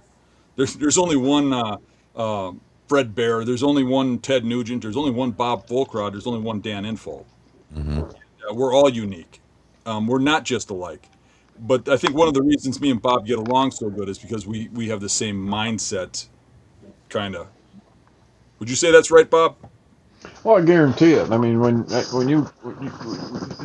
you get in a tree stand or you're going after a deer, you're going to be in that positive attitude. There's only Yeah. a handful of people I got enough respect for. If I get lost, for instance, someplace and they go, well, we can't find your husband, Sheila, and he goes, did you find his body? And he goes, no, not yet. And he's still alive. He's out there someplace. He'll survive. And I always ask this in the seminar. People always give me, he says, give me a tip that make me a better hunter. I said, okay. Can you spend the night? Yeah. Can you spend the night? I might go hunting with Dan Wagner. Well, guess what? He drives a pickup truck. He puts you in a stand. He might not come back that night. Can you spend the night in backfly season? You might be on a horse for an elk hunt, and the horses get into a bunch of bees, and they all ran off. Can you spend the night? Yeah.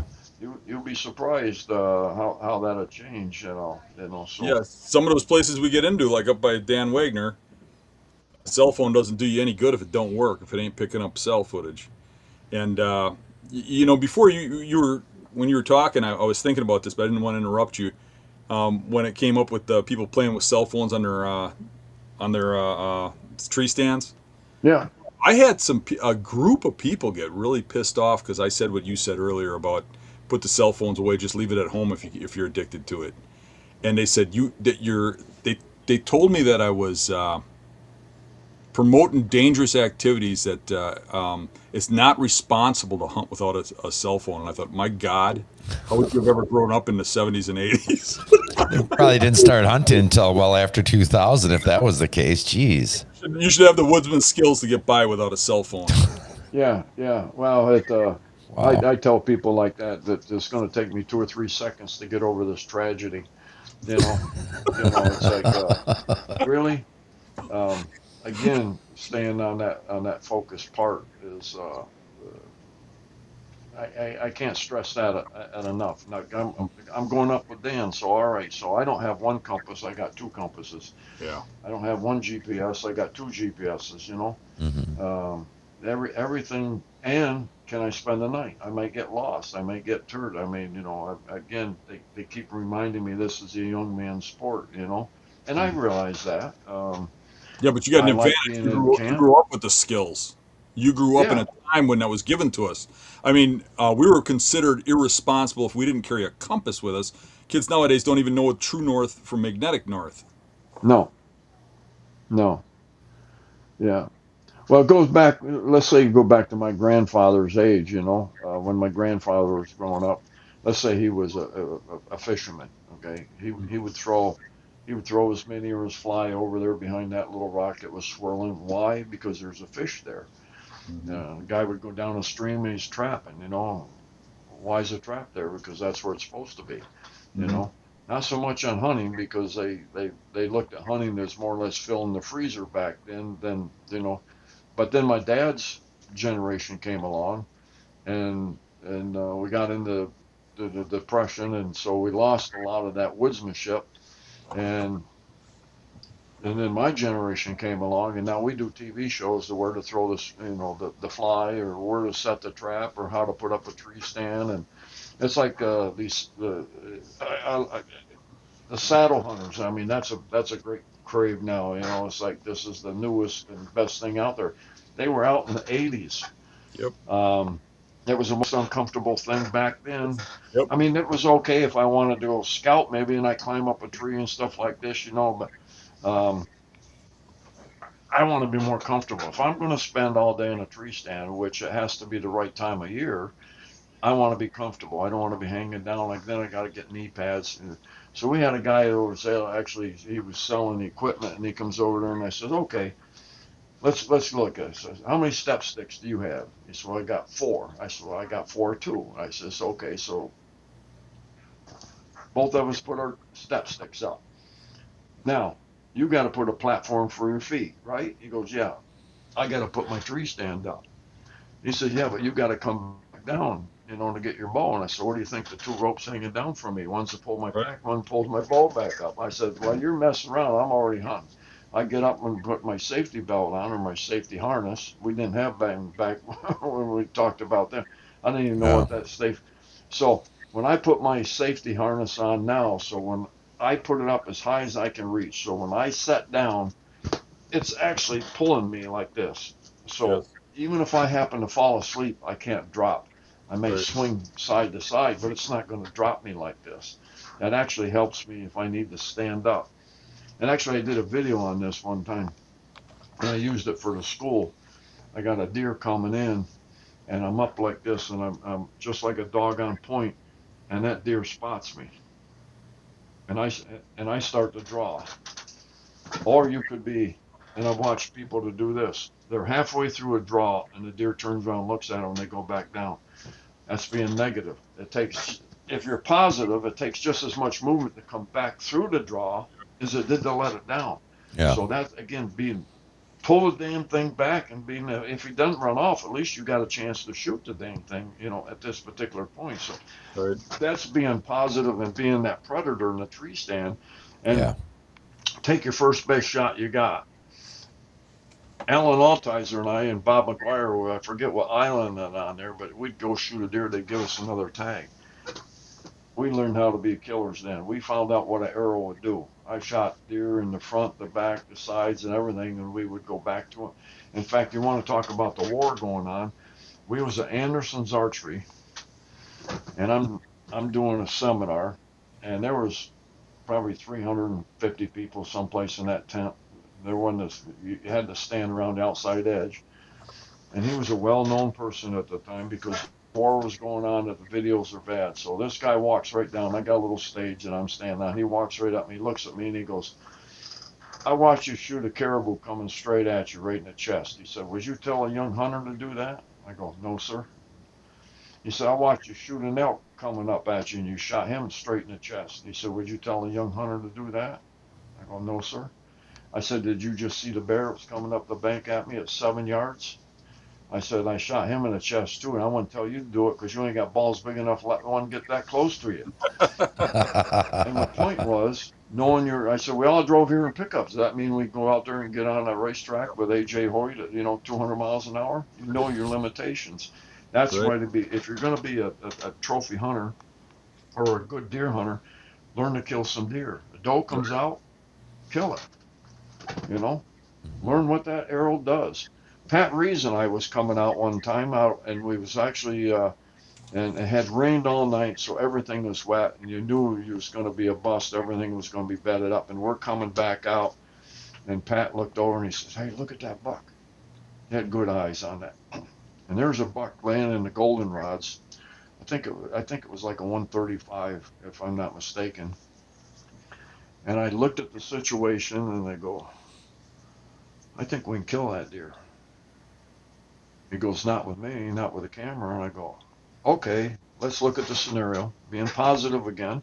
I said, what are we going to do? We're going to go back to camp. We're going to have a brunch, and then we come back out to nighttime. I says, we get down. I says, here's what, you put the camera on your shoulder. I said, if I take a step, you put your foot where my foot was.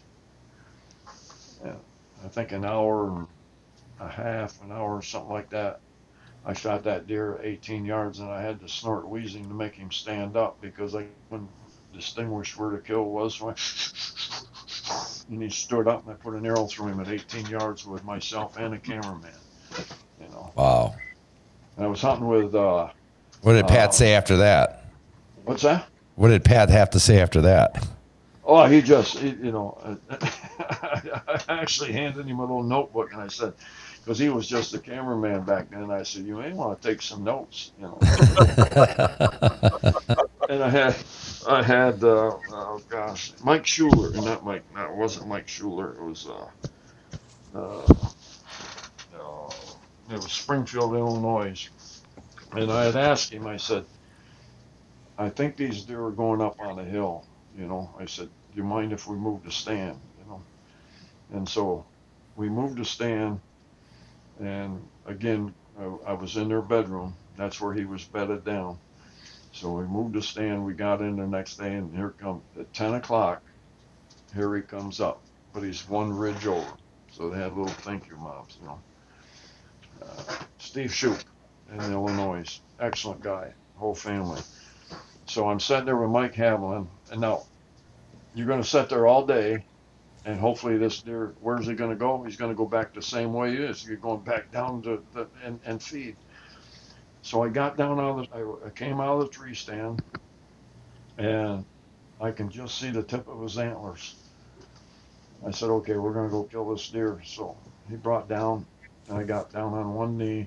I took a stick, and I just rattled the leaves. Took another step on my knee, and I rattled the leaves. And the same thing, hour and a half. I wound up killing that deer on the ground.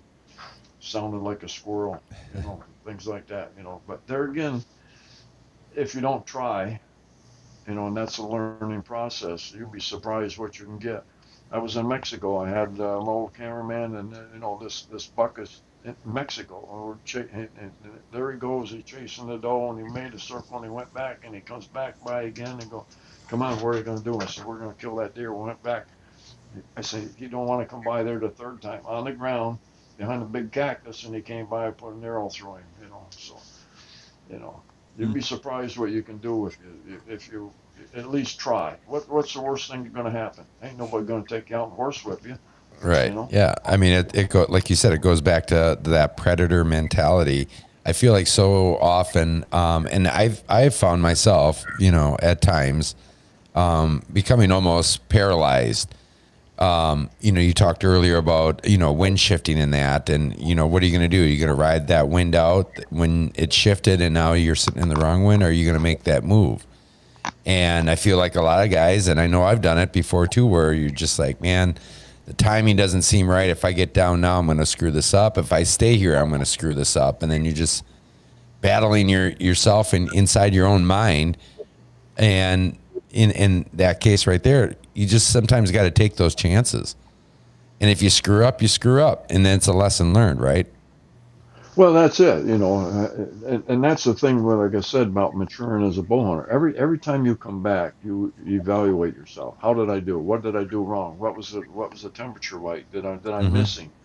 It goes back to make an excuse. YouTube is good for this. Oh, I hit a branch. I did this. He jumped. What really happened? Did you get excited? Well, guess what?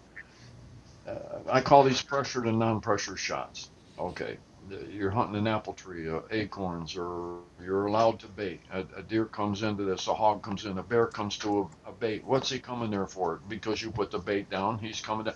That's a non-pressure shot. You got all the time in the world. So when you feel your heart jumping out of your chest like an alarm clock in the morning telling you to get up, okay, close your eyes.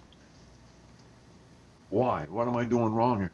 Take a deep breath. What's my job? I've made this shot hundreds and hundreds of times. Okay.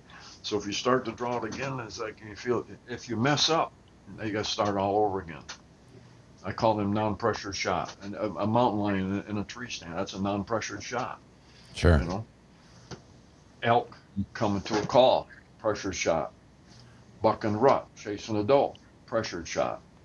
You know, so everything changes, and so when you're booking those hunts, take those non-pressured hunts first as you're maturing as a bow hunter. You know, yeah. Good stuff. Good advice for sure. Dan, Yeah, do you get? and make sure you take that second shot. I mean, people are noted Yeah. for that. That arrow goes off, boom. Guess what? If he's still standing, he runs out there. If I made a punch shot and he stands out there 40, 50 yards, maybe 60, 70 yards. If he's still standing there, you know you made a bad shot.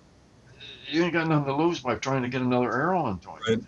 You know? Can't Well, wound that's a not wounded ethical. Bull crapping ain't ethical. You know, the first shot's ethics. The second shot is Right. that's Finishing the that's when job. yeah. You can't wound a wounded deer. Out at a deer's hit, I'll take a 60-yard shot at it if it's already got an Absolutely. Because number Right. one, you got the respect for the animal. See? Yes. And that's what I go back to when these people are high-fiving and they're making a bad shot. That's when the education should come back into these guys. Okay, what did I do Yeah. wrong? Okay, he took a step. I got excited and I made, okay, whatever the reason is, you made a bad shot. Yeah. Now what am I going to tell the people watching this show what to do? Well, in doubt, stay out. You know, I ran a deer camp in Pennsylvania because that was before coyotes. We used a grid section where we would take a compass and say, okay, last blood was right here going north. I want everybody to line up. I got 10 hunters in my camp plus myself, or maybe the neighborhood stop, so 10 or 12 people. I want to be able to see the guy's feet next to me. And we'd make a swath through the woods and then come around the outside and then come back here and do it this way. We'd go east. We'd find the deer. If that son of a gun was dead, we found him. You know? Right. And that's putting the effort into it. You know, we didn't have Right. dogs or drones or any of that stuff back then. So, and we didn't have coyotes to push them. I've lost a couple deer to coyotes, and I would have lost money. I didn't think a coyote would eat a whole. Well, he didn't by himself. There was a whole group of them, but they'll eat him up overnight. Oh yeah. And if you walk in and find the horns, put a tag onto him. That's your deer. That's what you learn. I don't care if you find him 2 or 3 days later. That's your deer. Put a tag on him and learn from your mistakes. You know? Yeah. Bob, I got a question here for you from one of the watchers here or followers tonight, Clandestine Misfit. How can you prepare for pressured shots? How you prepare for what? For pressured shots. Pressure shots. Yeah. How does one prepare for that? Well, it goes back to in believing the pin or the crosshairs. You know, we did this in the school. Okay, you can do it by dry firing a rifle. Okay, you pick it up and you're practicing muscle memory and everything, and the bows or the rifle's going back and forth, not up and down, making a small circle, and you squeeze the trigger and it goes click. Where was the crosshairs at the time? That's the same way when the bow goes off. Where's the pin when the bow goes off? That's hard to get through your mind. So I know what we do different. is I used to have a deer down here, and Mackenzie deer, and I would have it on a pulley. So as they're at full draw, and I would yank it, and their head would look, but the bow would move. If you're pushing the pin, practicing on where's the pin at the time it goes off, that's going to help you a lot. That's a pressure shot. And your job, again, when your heart is pounding and you feel your heart pounding and you're not paying attention, what is my job? My job in this tree stand is to kill this animal, whatever it may be. That's what it is. And if you do it once or twice, 3 times, and you get it right, basically if you do it once right, you'll know how to do it. I always had a problem with shooting, and I would like if I aim too long, my shots would be bad. And in dealing with those pressured situations, for me, and I know this don't work for everybody, but I started practicing drawing and shooting immediately, and just kept doing that over and over and over again. And I got real good groups, if real fast. And I started being better at killing animals in real quick and hard situations, when things would happen abruptly, or second shots, from that practice. Yeah, and take the first best shot you got. Hmm. You know, Yeah, don't. you don't want some Bill giant buck George was, I around mean, fighting. he saved more deer's life than anything. He sat there and you could almost watch the deer, and it's like, what the hell are you doing? I mean, you're trying to milk the camera. If you want to milk something, go buy a cow. I mean, you're trying to kill this animal. I mean, that's the edge. Was actually, I won't mention the guy's name, but this deer is 30 yards away and under a tree, slightly quartered away, and he's doing a licking branch, and he's scraping the ground and everything, and was hunting with Judd Cooney, and Judd Cooney goes, that deer would be dead if Bob was in that tree stand, Right. you know, uh, because that I mean, again, being aggressive in a tree stand, I can't. I guess I can't stress enough about being a predator. Yeah. Think every time you walk in the woods, you think of a sniper is hunting you. The way you get in that tree stand, the way that you're not making any artificial noises. Um, it will change. It will change your perspective if you think a man is hunting you, how you get in and out of that tree stand. Yeah. And that goes back to what you're saying, Dan Wagner, is how you stay focused that long. Now, when he's on there, if you listen to his podcast, and he is like a dog on point. I think he had Billy Hayes, the modern mountain Dan, Yeah. and Holy he come moly. up and he said that was the tiredest he's ever been on a hunt. And Dan says that he said, how do I understand that? And I go, okay. I says, I'm on a sheep hunt. I'm on a 21-day sheep hunt. You know, uh, 19 days I'm glassing. I'm walking, but I'm going up the meadow. So I'm physically, and now I'm on the stalk. I see the sheep, so it could be a 3, 4, 5 hour stalk at the most. Where Dan is on these whitetail hunts, in that snow, he's like a dog on point all day long. Hmm. You know, I guarantee he ain't got the rifle on his shoulder. you know, Right. I mean, and so that kind of pressure is like, that'll tire most people out. Yeah. They'll maybe do it for an hour, hour and a half, then they're going to give up. Well, it's not the right track, or I'm tired, or he got away from me, or whatever. And that could be proven wrong, but if I'm going up the dams, it may be a young man's sport, but I'll take the challenge. If nothing else, I say, if nothing else, we're going to have a good time. And you got what it takes. You got the want, and that's what you really need to want, and you got the confidence. And really, the people who fail, who are like can't do it physically and stuff, it's because they already believe that before they go. You, Oh yeah, they're done before they ever get started. right. Exactly. And Dan that's told. the same. That's the same thing going out deer hunt. Hmm. Yeah, exactly. I mean, it just is taking it one step further. I get in a tree stand. I guarantee if Dan gets in a tree stand, he's not thinking he's not going to kill anything. It might Right. prove me wrong, but that didn't. Okay, I got back home. What happened? Well, he didn't come out when he's supposed to, or may have to move the stand, or a lot of things that go through my mind. But the last thing is I guess I just being positive. The the first seminar I ever went and seen, my dad took to me, and I don't know, I was 12, 14 years old, somewhere in that vicinity, and my dad never went. He just took me because he knew I would be interested. It was Lenny LaRue. Years later, Lenny LaRue, him and I became friends. He did a seminar on Wow. whitetail deer.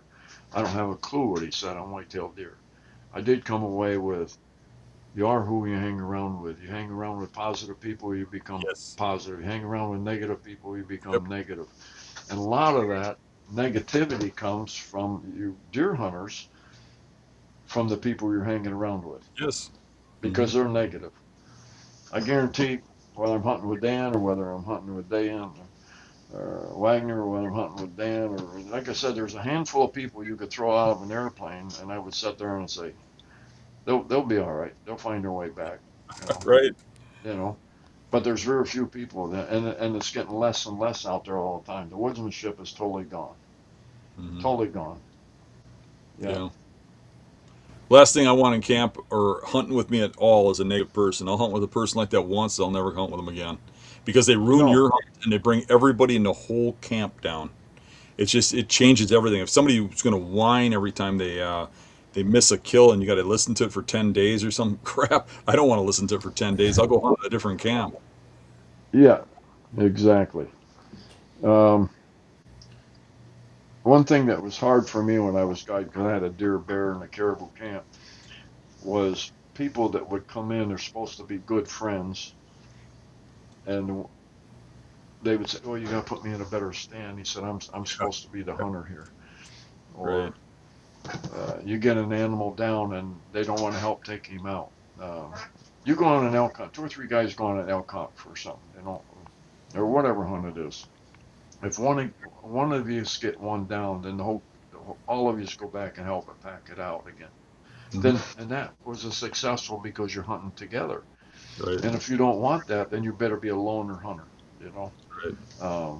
Yeah, that I could never get that through my mind. Is I, if I'm in a camp and somebody is successful, going back to Dan Wagner, if somebody's up there and and they need help, I'll be the first one to get out there. I'm going to help the guy drag it out, or I'm Yeah. going to be, I'm going to shake his hand. I'm already happy the camp was successful because somebody got a deer down, and Yeah. somebody gets two. We got two deer down, and oh my goodness sakes, break out the the Crown Royal, you know.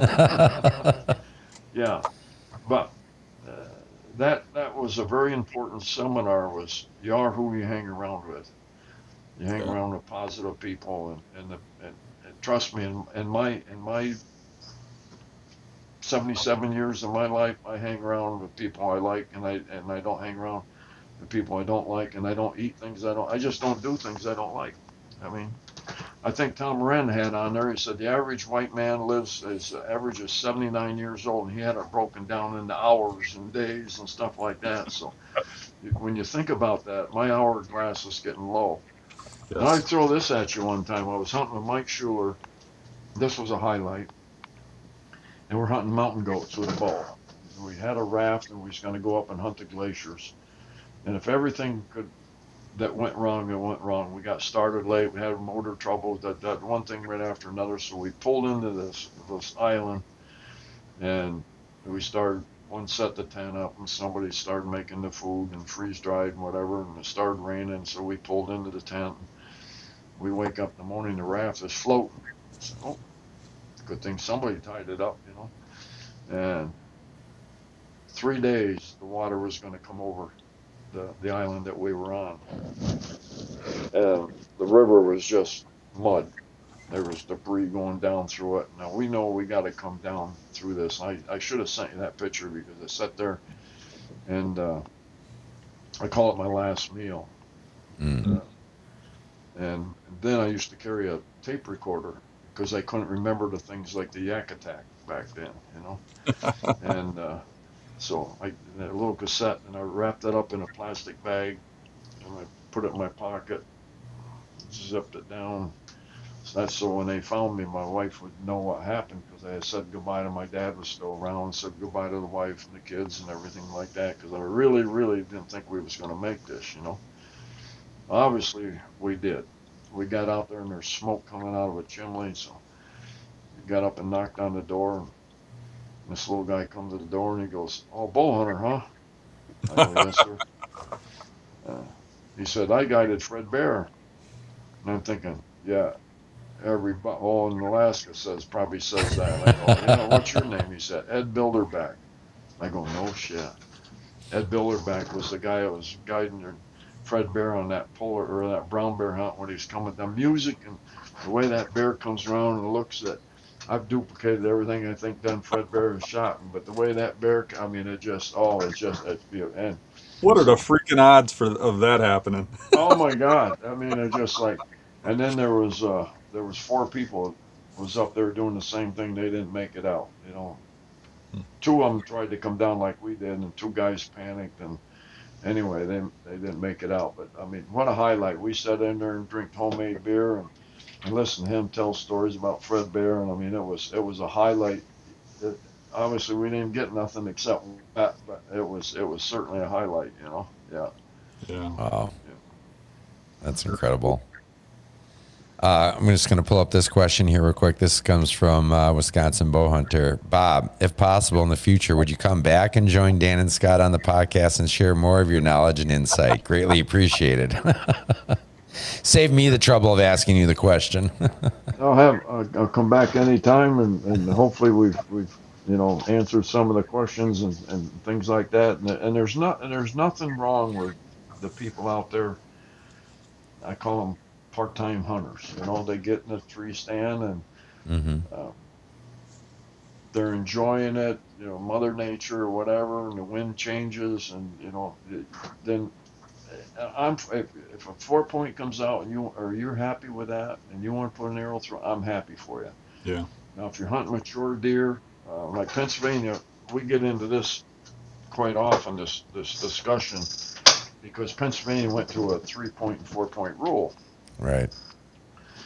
And of course, everybody, especially my age, is all for that. You know, and I go, at one time, Pennsylvania was the third largest, or deer hunting was the third largest industry we had. It's not even on the radar now. All the cabins, so people from Maine, New Hampshire, Connecticut, Jersey, everybody come to Pennsylvania. They had camps up here. We had a small game season, a turkey season, a bear season, a 2-week deer season, and a 3-day doe season. And those camps were full all the time. People spent money. Now they try to lump everything into one. So the same people that are telling me they're for this, I ask them, I said, how big was your first deer? Oh God, I shot me a 4-point. I shot a little 6-point. I go, was you happy? Oh God, I cried. And so 80% of the people that hunt Pennsylvania have to hunt the same state forests and state game lands. They want that same opportunity. Now, if they run it as a business, they would have never made that. It didn't take the Pennsylvania Game Commission to tell you that to, manage it, that you needed the 3-point. Now, a lot of these people that I see, especially on Facebook, that are arguing that they're happy for this, are shooting a 2.5-year-old 6 or 8-point that should have been not shot for the next 3 or 4 years because he had some real potential. So I'm not for antler restriction. If you got a piece of land, you can make it anything you want. Mm-hmm. So that doesn't get me very many friends real quick. And one thing too is like the buck doe ratio. This 1 buck to 2 does ratio all started with high fence situations because they got to feed those does. Yeah. How many times will a buck breed on an average? So we'll just in round figures say 6 times. So if you don't have 6 does on your property for every mature buck you got there, he goes someplace else and looks for loving. And he leaves your property, somebody else is going to kill him. Sure. Yeah.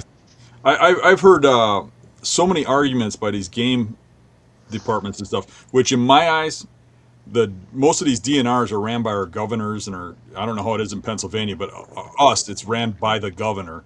And these people are not land managers. They're bureaucrats. They're government officials. And Exactly. deer hunters know more about managing deer than they do. And then they're jamming stuff down our throats. And the one thing that they really jam down is the buck to doe ratio, like you were just saying. And they always say that the deer are going to get smaller. You're going to have less bucks if you don't get this in place. And you need, like in my area, they constantly were saying they needed 5 deer per square mile. Oh, freak, we have 50 hunters per square mile. I mean, you're going to have no deer. So what I'm getting at is I've hunted some places that were way out of whack, and I'm sure you have too. I hunted one place in Illinois where some trophy hunters had at least, and they never shot does. And there was probably, 100 deer, 200 deer per square mile. I mean, I saw so many deer, but yet, the vegetation was grown up higher than I could reach. You couldn't find a green leaf. And yet, they were constantly shooting bucks that were over 200 pounds, and they shot, I think, 3 of the top 20 deer in Illinois on that property. Yeah. But yet, we're being told that overpopulation is killing the racks. I don't think they need a 2 does to 1 buck ratio. I think you're spot on with that. Well, see, they passed bad information down. Whoever started that, to begin with, again, it came from high fence because obviously in high fence situation they got to feed them. My nephew has a place in Texas. It's 1,000 yards. You take 1,000 acres of what he has as brush, where you take another 1,000 acres, it could be wide open. So not all high fences are the same. Actually, I had it on Facebook here. One of my neighbors come up there and the question, would you ever hunt a high fence situation? And he said, absolutely not. So I said, okay. I said, my nephew's got 1,000 acres. I don't care how it is and how brushy it is. I said, okay, you go on my driveway, you hang a left, you go down to what they call the Twin Sloughs, you hang another left, you go up, hit the cemetery, you hang another left, you come back to my house. I says, you know how many acres that is? That's 600 acres. What's your farm? You got 100 acres on your farm, And I says, so not all high fences are equal to one another. The only thing I ever had wrong with high fences is if you're doing a TV show, then tell me where you're hunting. Don't try to sugarcoat Just it. be honest about it. Exactly. I mean, I go down to my nephew's every year. I mean, I enjoy the company. I enjoy the people coming in, but I'm not going to sit there and say, the best quote I ever seen from a high fence. Actually, I was at the SHOT Show, and a guy goes, "Can you explain it?" He said, "You're always putting things in people's terms." He said, "Can you explain it?" I said, "Okay." I said, "I'm in Vegas." I said, "No. If I go down here to the Red Hen, which is where the hookers hung out, then I walk in there with my pocketbook open, I'm going to get a little loving tonight." I could do the same thing if I went to Troy, Pennsylvania, but there's no hookers there. That doesn't mean I'm going to walk out with anybody. That's the same thing. When you walk in most high fence situations, you probably are going to be successful unless you're really being super picky. And I don't have a problem with somebody going into that as long as they tell me exactly what they're doing. But don't put it on TV and tell me you're hunting on state forest land or whatever. That doesn't. Right. I think that's still, hunting, even a game farm where it's more canned, maybe say it's 100 acres and there's a ton of deer in there. To me, they're still going and harvesting a deer and killing it themselves rather than paying somebody else to do it. You said the H word. Yeah. Exactly. Yep. Yep. But yeah. Bob, we got a question here from Jason. He says, Bob, what's one thing hunting mature bucks in PA that you think is different than any other states?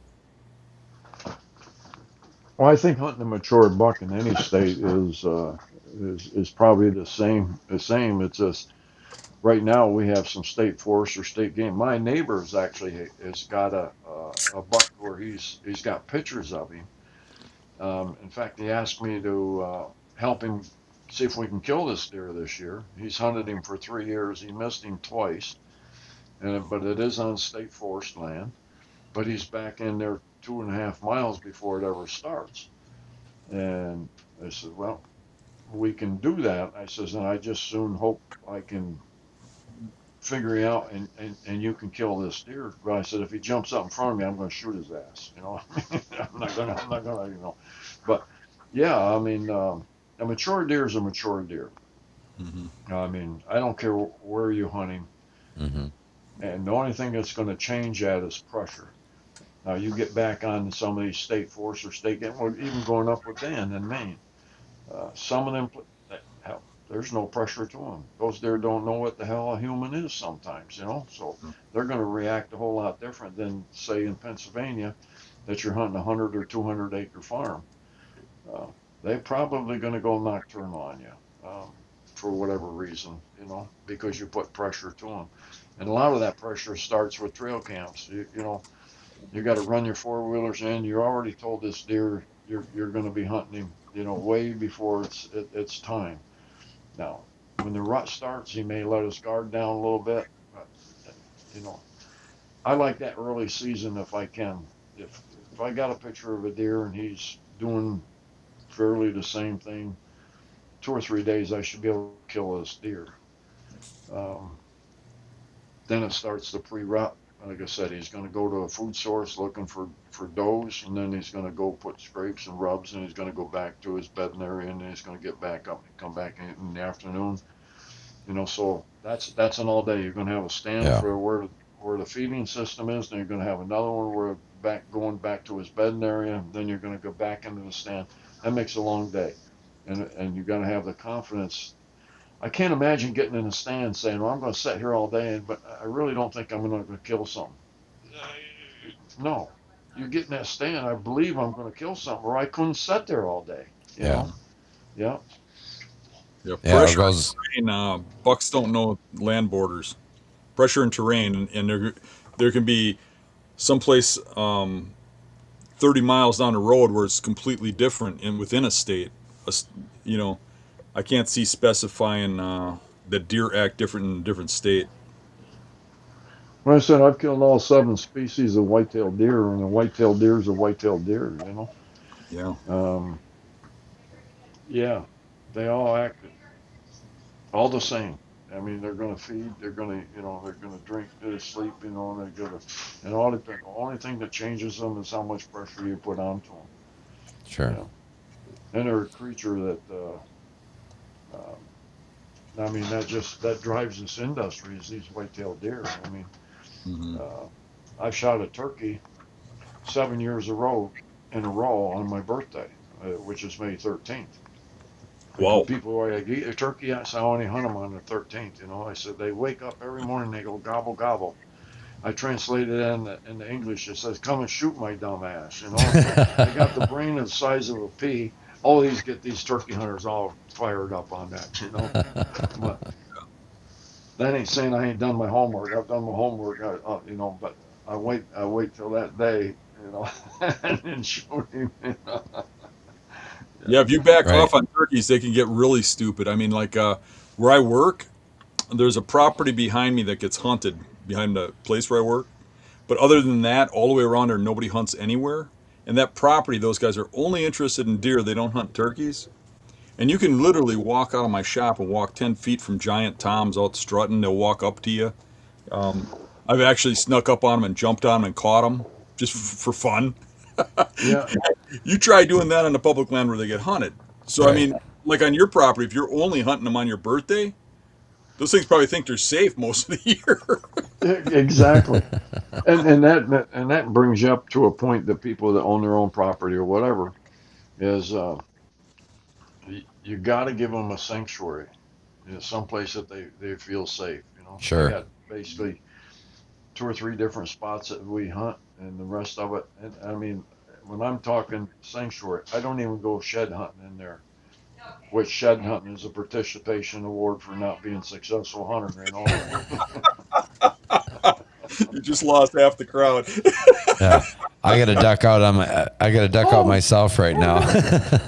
Look, I found a shed. Well, no kidding. I'm kind of the same I was on way. a deer's head at one time, but you wasn't good enough to kill him. Yeah, Yeah, that's I think that's the thing that we do in our schools, right? We give out participation awards. I mean, can you imagine? I mean, oh my God, jeez.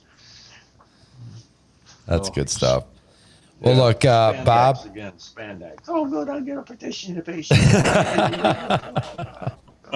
Then you want to know what's wrong with the country, right? Yeah. Yeah.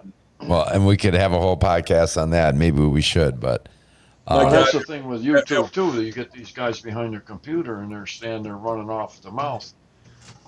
back in the olden days, we would have took care of that, you know. Sure. At work where I work, in a machine shop, that's my second job. Do the hunting and the machine shop, and they balance out because I need the insurance from the machine shop.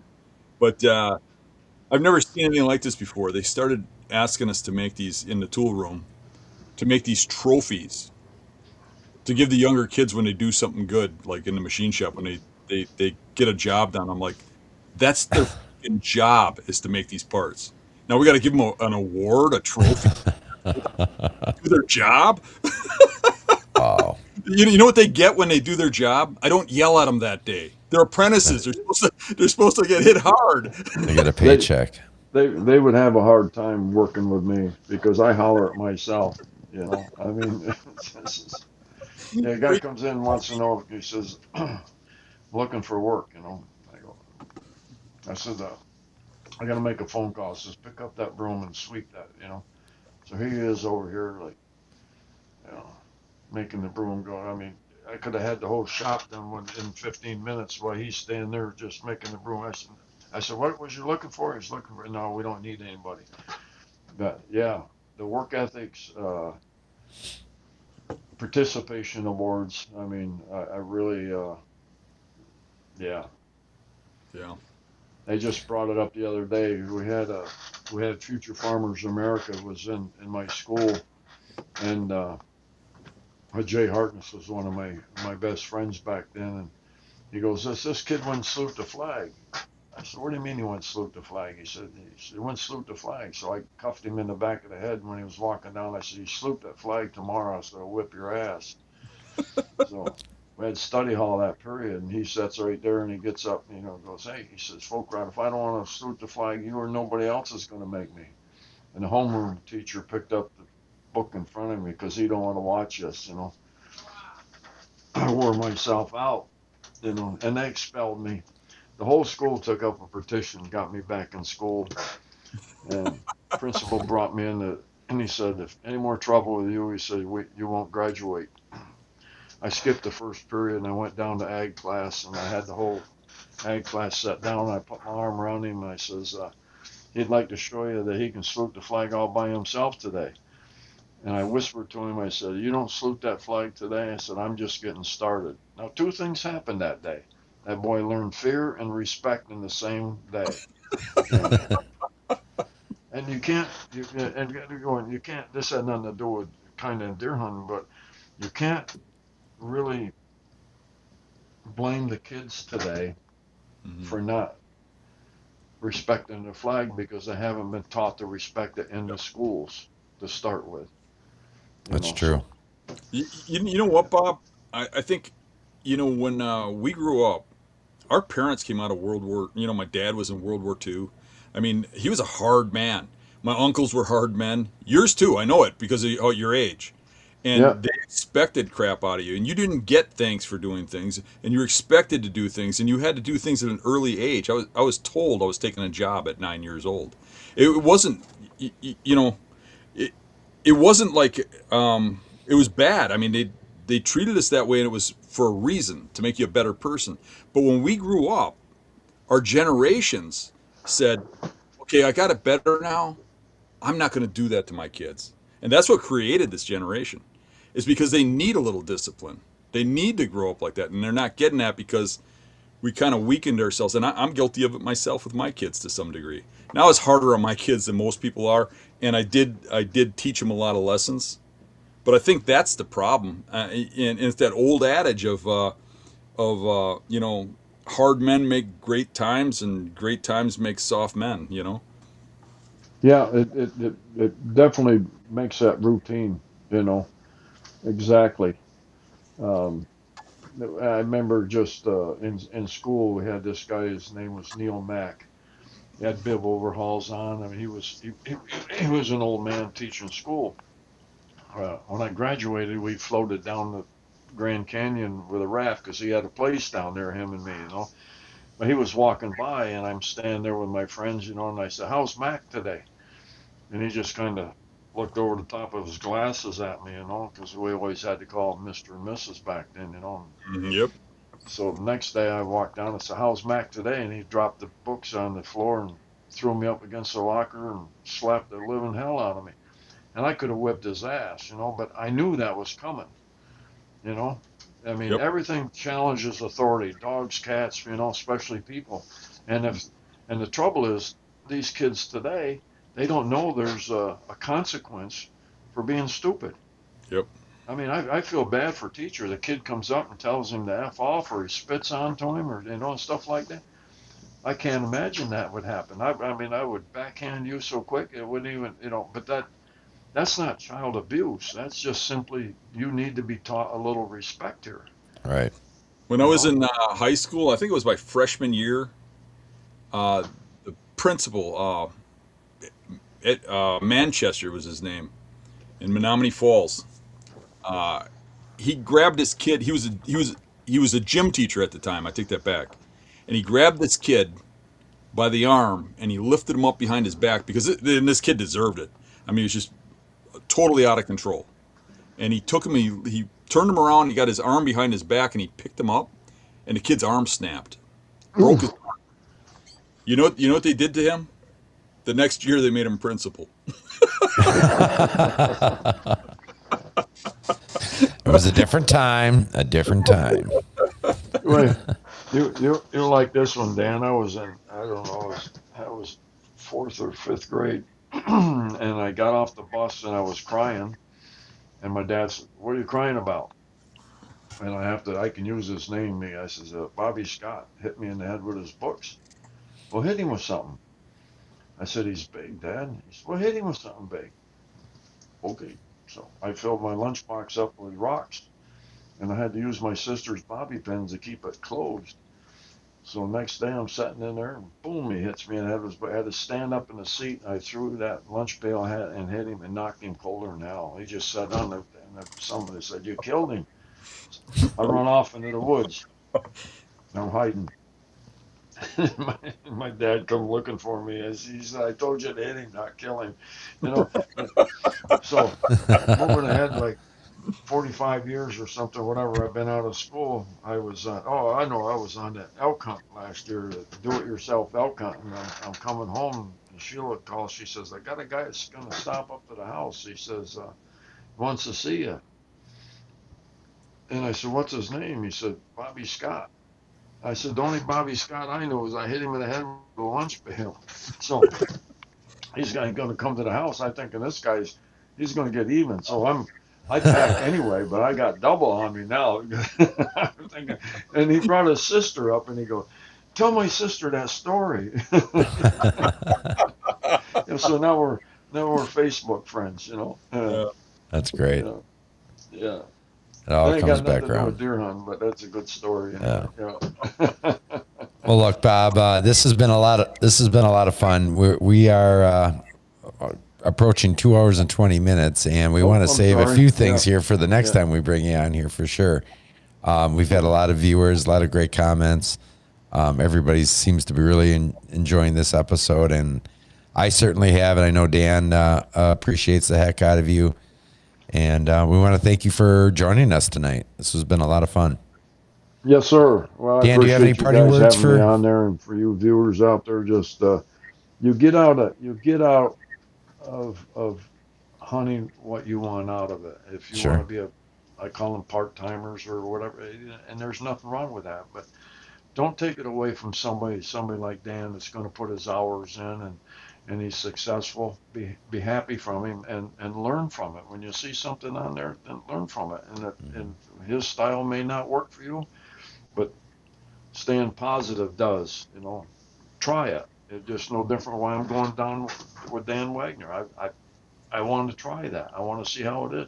And what really got me on that deal, he's saying it's a young man's game.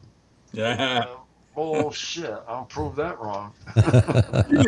He knows how to word things. I remember that when I went bear hunting with him. He's got a way of telling you what you need to hear. Oh yeah, well I should have told you that can be another time, but I'll tell you about the bear that took me down and bit me 18 times. I wound up killing him with a knife. So the moral of the story is don't mess with me when I got a knife in my hand. Yeah. I appreciate it, guys. Yeah, have a good evening. Yeah, thanks for a lot, having me. Bob. I really appreciate you coming on, Bob.